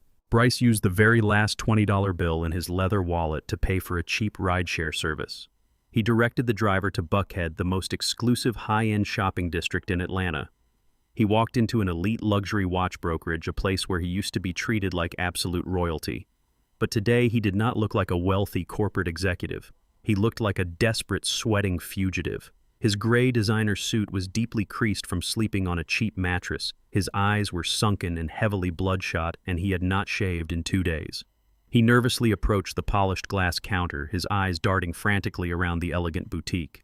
He slapped the 5 heavy wooden boxes onto the pristine glass, startling the impeccably dressed jewelry appraiser. Bryce demanded an immediate cash buyout. He wildly explained that he was going through a sudden, highly contentious divorce and needed to liquidate his private collection instantly. He aggressively pushed the boxes toward the appraiser, loudly stating he was willing to take a massive 30% loss on the total value just to walk out of the store with a certified cashier's check within the hour. The appraiser maintained a calm, professional demeanor, though his eyes narrowed with quiet suspicion. He politely opened the boxes, put on his specialized jeweler's loupe, and carefully inspected the intricate dials and heavy gold casings. He acknowledged that the timepieces were indeed authentic and incredibly valuable. Then he asked Bryce for the original certificates of authenticity and the registered purchase receipts. Bryce began to sweat profusely, wiping his forehead with the back of his trembling hand. He aggressively lied, claiming his vindictive wife had locked all the paperwork inside a bank vault and he simply could not access them today. He raised his voice, demanding the appraiser stop asking useless questions and just process the transaction. He arrogantly reminded the man that he had purchased 2 of these exact watches from this very store just last year. The appraiser nodded slowly, his polite smile never reaching his eyes.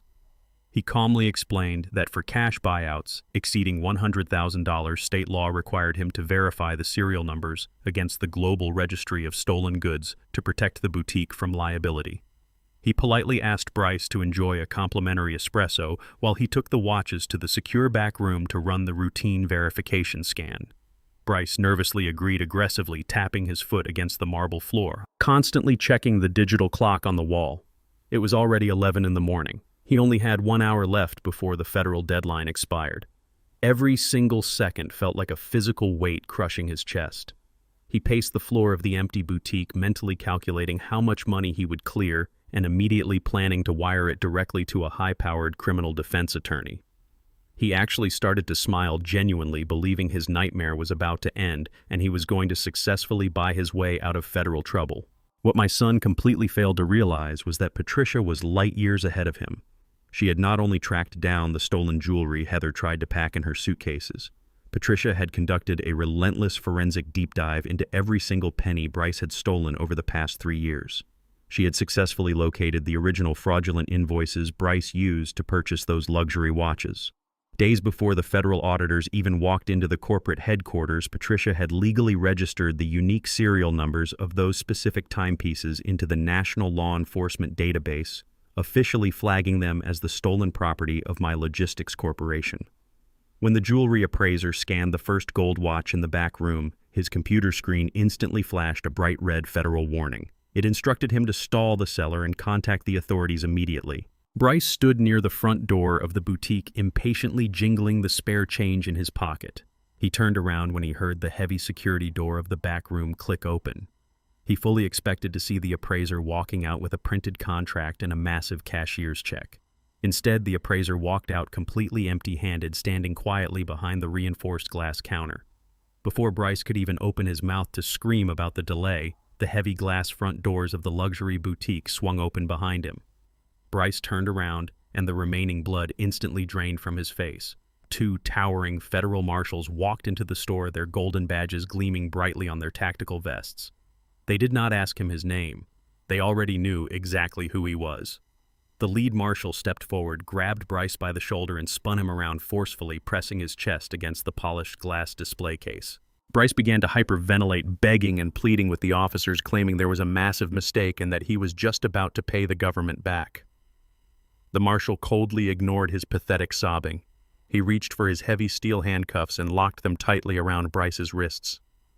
He loudly informed my son that the 5 luxury watches had been officially seized as the direct proceeds of wire fraud and corporate embezzlement. The marshal then delivered the final devastating blow.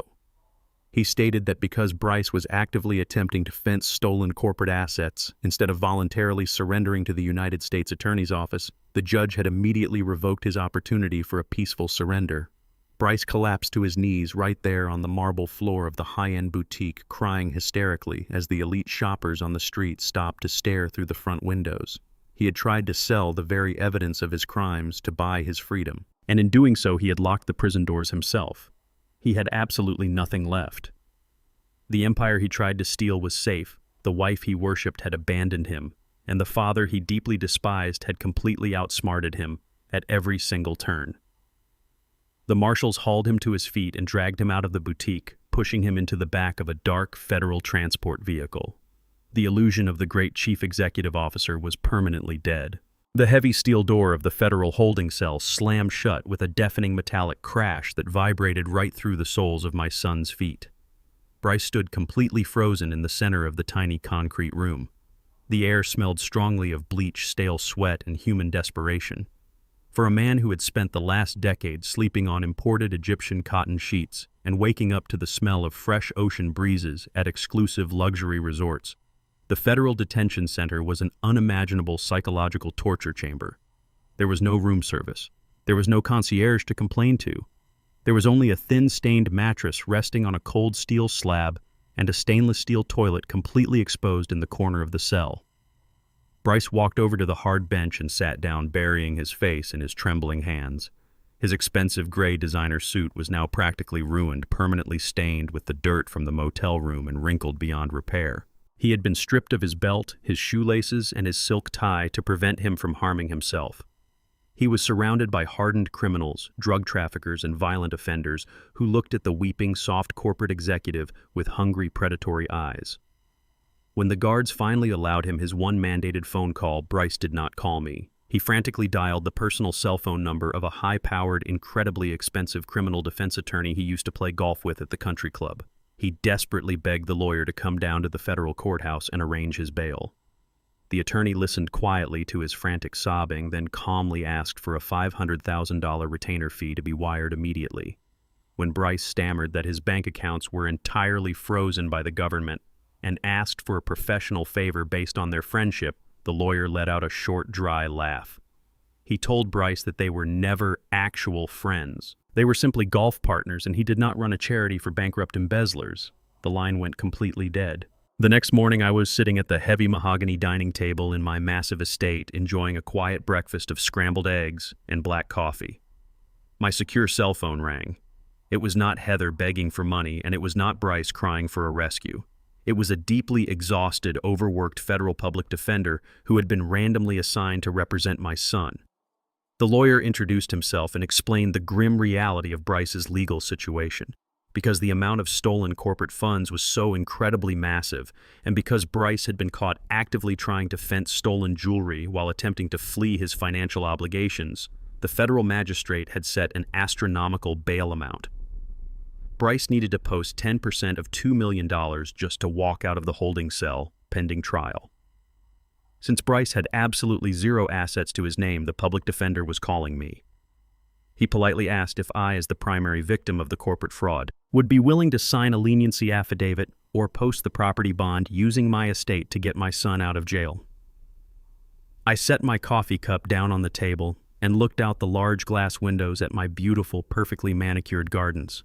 I thought about the hundreds of hard-working men and women who drove my freight trucks across the country. I remembered a specific afternoon 3 years ago, shortly after I had let Bryce take over the CEO position. A veteran truck driver, a single father with 2 young daughters, had politely asked Bryce for a small advance on his paycheck to cover an unexpected medical bill. Bryce had stood in the middle of the busy loading dock wearing a $3,000 suit and loudly mocked the man. He told the driver that poverty was simply a mindset.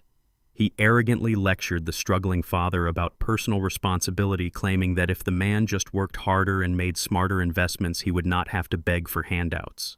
Bryce had zero empathy for the people who actually bled to make him rich. He viewed compassion as a weakness. I picked up the phone and spoke directly to the public defender. I told him I would not post a single penny for Bryce's bail. I formally stated that I wanted the federal prosecutors to pursue the maximum legal restitution allowed by law. I told the lawyer that my son needed to learn about personal responsibility, and a cold concrete cell was the perfect classroom. For the next 3 weeks, Bryce remained locked inside the federal detention center. He lost 15 pounds. His perfectly styled hair grew completely unkempt, and the arrogant, entitled spark in his eyes was permanently extinguished. He was forced to eat bland, terrible food and sleep surrounded by the terrifying noises of the prison block. Without my financial backing or a high-priced defense team to manipulate the legal system, Bryce was entirely at the mercy of the federal government. The prosecutors had an absolute mountain of irrefutable forensic evidence provided by Patricia. They had the forged vendor invoices, the illegal offshore wire transfers, and the stolen luxury watches seized directly from his hands. Facing a potential 20-year sentence in a maximum security federal penitentiary, if he took the case to trial and lost, Bryce was completely broken. His public defender brought him a plea agreement drafted by the United States Attorney. The terms were absolutely brutal, but they were his only chance to ever breathe free air again. If he pleaded guilty to 1 count of felony wire fraud and 1 count of corporate embezzlement, the government would recommend a suspended prison sentence. However, the conditions of his freedom were a lifelong financial death sentence. He would be placed on 5 years of strict federal probation. He would be permanently barred from ever holding an executive or financial position in any publicly or privately traded company. But the most devastating condition was the financial restitution. The judge ordered him to repay every single penny he had stolen from my logistics empire. He was legally saddled with a multi-million-dollar federal debt that could never be erased by filing for bankruptcy.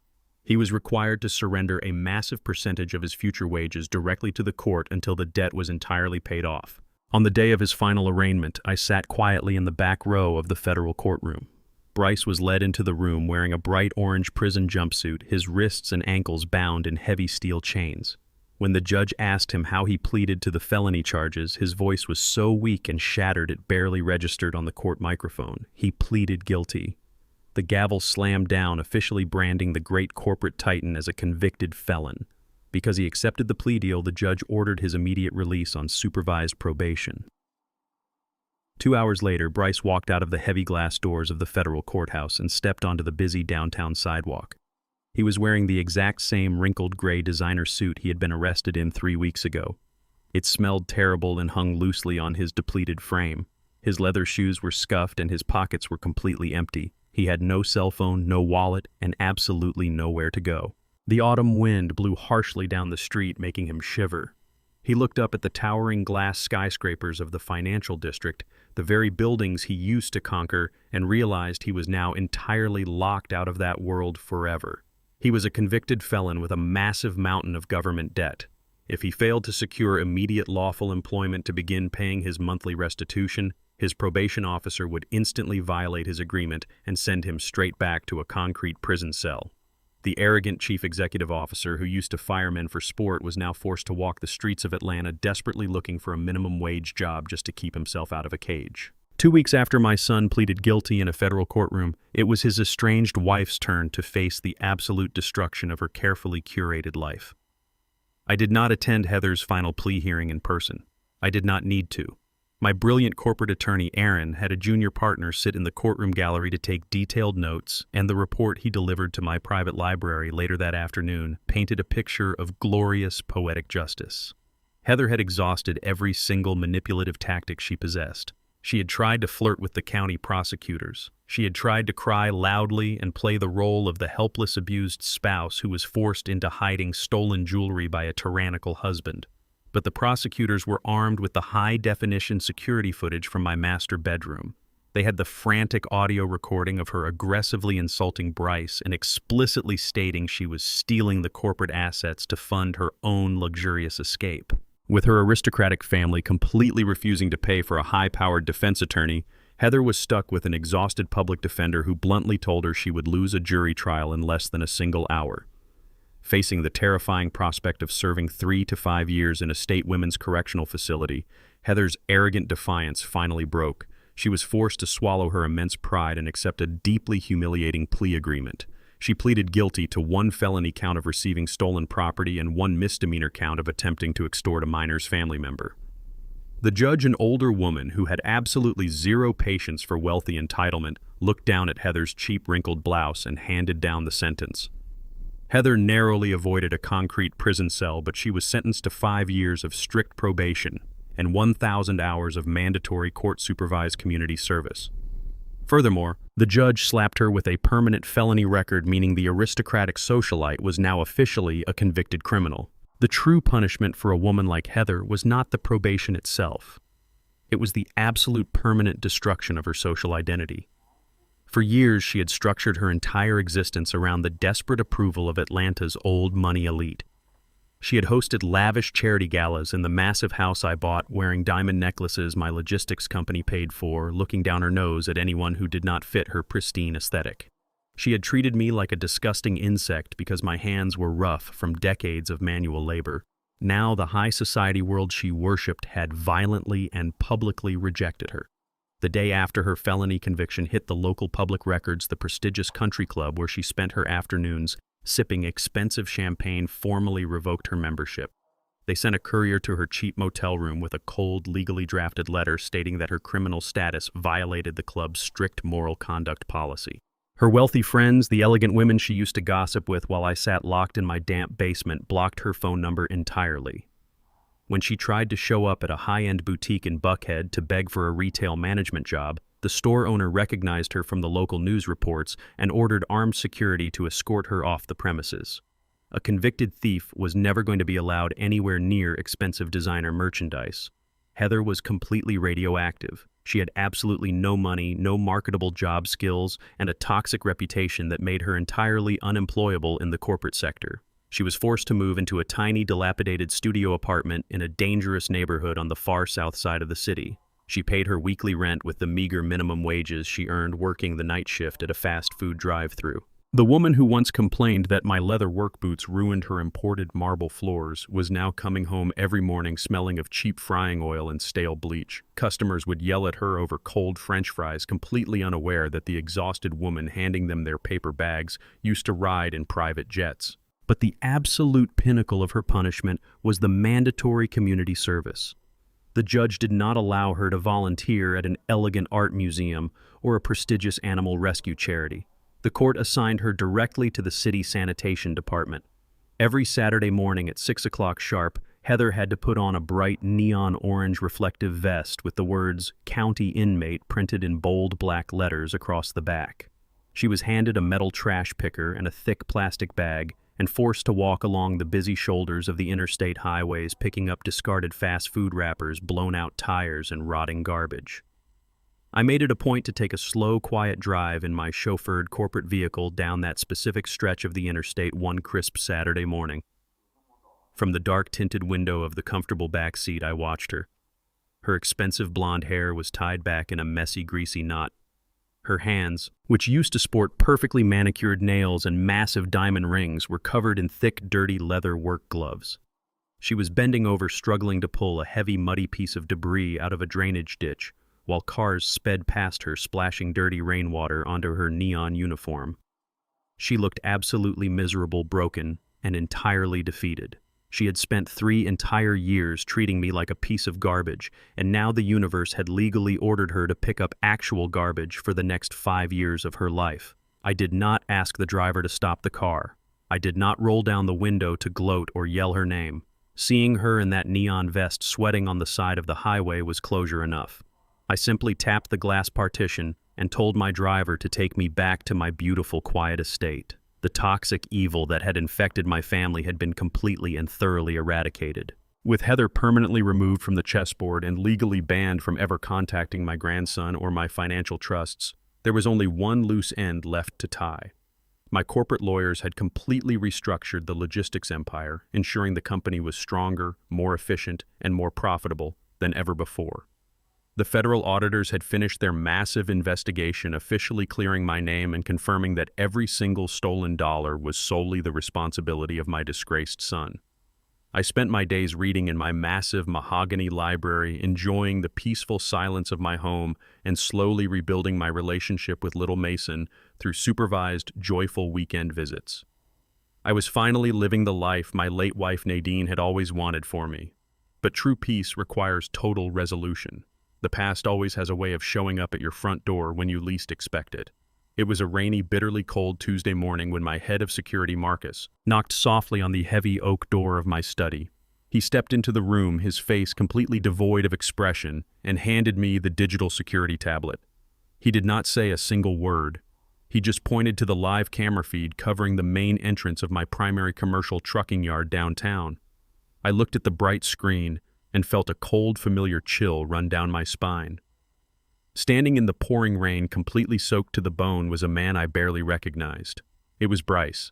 He was not wearing a bespoke designer suit or screaming arrogant demands at the security guards. He was shivering violently in a cheap plastic poncho, holding a damp paper employment application in his trembling hands, desperately waiting by the employee turnstile for someone to notice him. The rain fell in heavy, relentless sheets across the massive concrete expanse of the primary commercial trucking yard. The sky was a bruised, dark gray, matching the miserable reality of the man standing outside the perimeter fence. I watched through the security camera feed as Bryce stood completely exposed to the bitter cold. He was wearing a cheap, thin plastic poncho over his faded clothes, holding a damp paper employment application against his chest to keep the ink from running. The massive diesel engines of the freight trucks roared around him, the air thick with the smell of exhaust-wet asphalt and heavy machinery. This was the exact environment he had spent his entire life running away from. This was the blue-collar world he had mocked from the comfortable height of his glass corner office. Now he was desperately trying to claw his way inside just to survive. The heavy steel turnstile remained locked.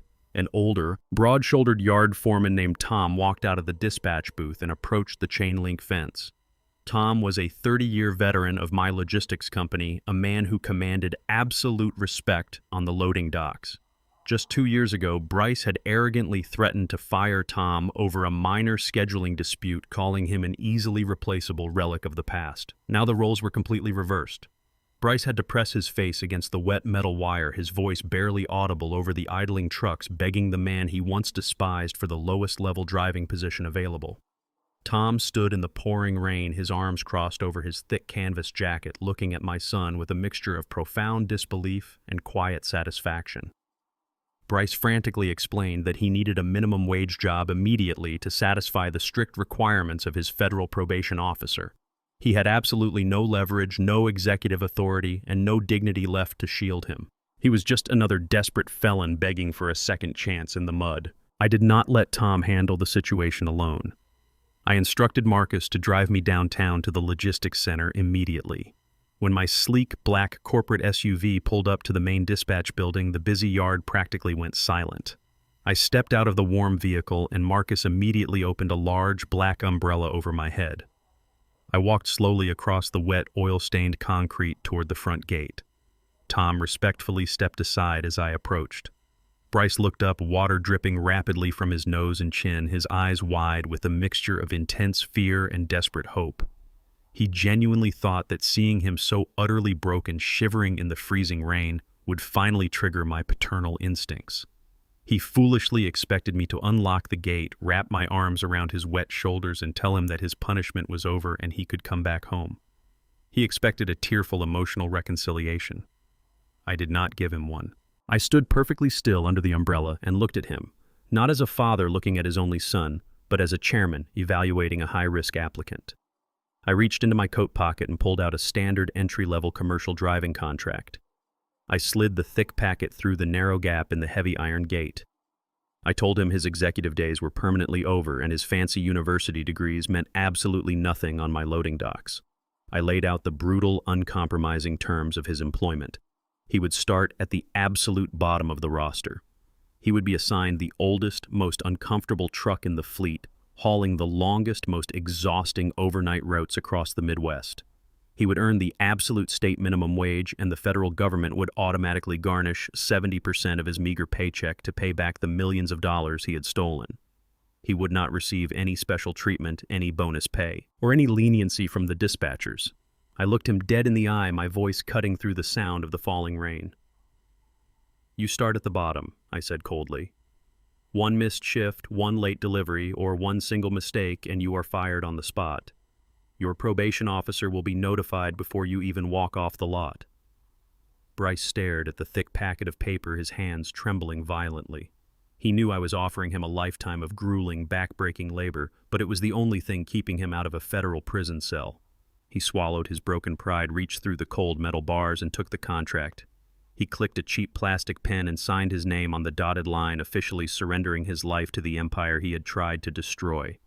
I nodded to Tom, instructing him to unlock the turnstile and put the new driver to work immediately. I turned my back on my son, walked to my waiting vehicle, and drove away without looking in the rearview mirror. Later that evening, I sat in the profound, comforting silence of my mansion's grand library. A warm fire crackled brightly in the massive stone fireplace, casting a soft golden glow across the towering shelves of leather-bound books. The storm had finally passed, leaving the night sky clear and peaceful. I held a heavy crystal glass filled with expensive, aged bourbon, the amber liquid catching the light of the flames. I walked over to my polished mahogany desk and gently picked up a silver-framed photograph of my late wife Nadine. She was smiling, her beautiful, radiant smile, her eyes full of the gentle kindness that had always balanced my relentless drive. I looked at her face and knew she would understand everything I had done. I did not seek blind, malicious revenge against the boy we had raised. I sought necessary, absolute correction. I had surgically removed the toxic rot that was actively killing our family legacy. The logistics empire we had built from nothing was finally safe, stronger than it had ever been, and the greedy leeches that had attached themselves to my wealth were permanently gone. Little Mason was legally shielded from the corrupt influence of his parents, guaranteed a future built on hard work and solid character, rather than unearned privilege and aristocratic arrogance. I had survived the damp basement, the cruel whispers, and the brutal betrayals, emerging with my dignity and my kingdom entirely intact. I took a slow, deeply satisfying sip of the smooth bourbon, letting the warmth spread through my chest. The grand experiment was officially complete, and the lesson had been permanently etched into the history of our family. I placed the silver frame back on the desk, looking out the large glass window at the sprawling, secure fortress I called home. Sacrifice should never be a suicide mission. Through all the pain and betrayal, I learned that handing someone the world on a silver platter is the fastest way to destroy their soul. Wealth without the discipline of hard work mutates into pure entitlement, blinding people to the value of basic human connection. I thought my money would shield my son from the harsh realities of life, but instead it completely shielded him from developing a moral compass. True legacy is not found in massive trust funds or hollow corporate titles. It is forged in the fires of struggle and resilience, because you can never inherit integrity. If you believe that respect and character must be earned rather than bought, please hit the like button, subscribe, and share your thoughts in the comments below.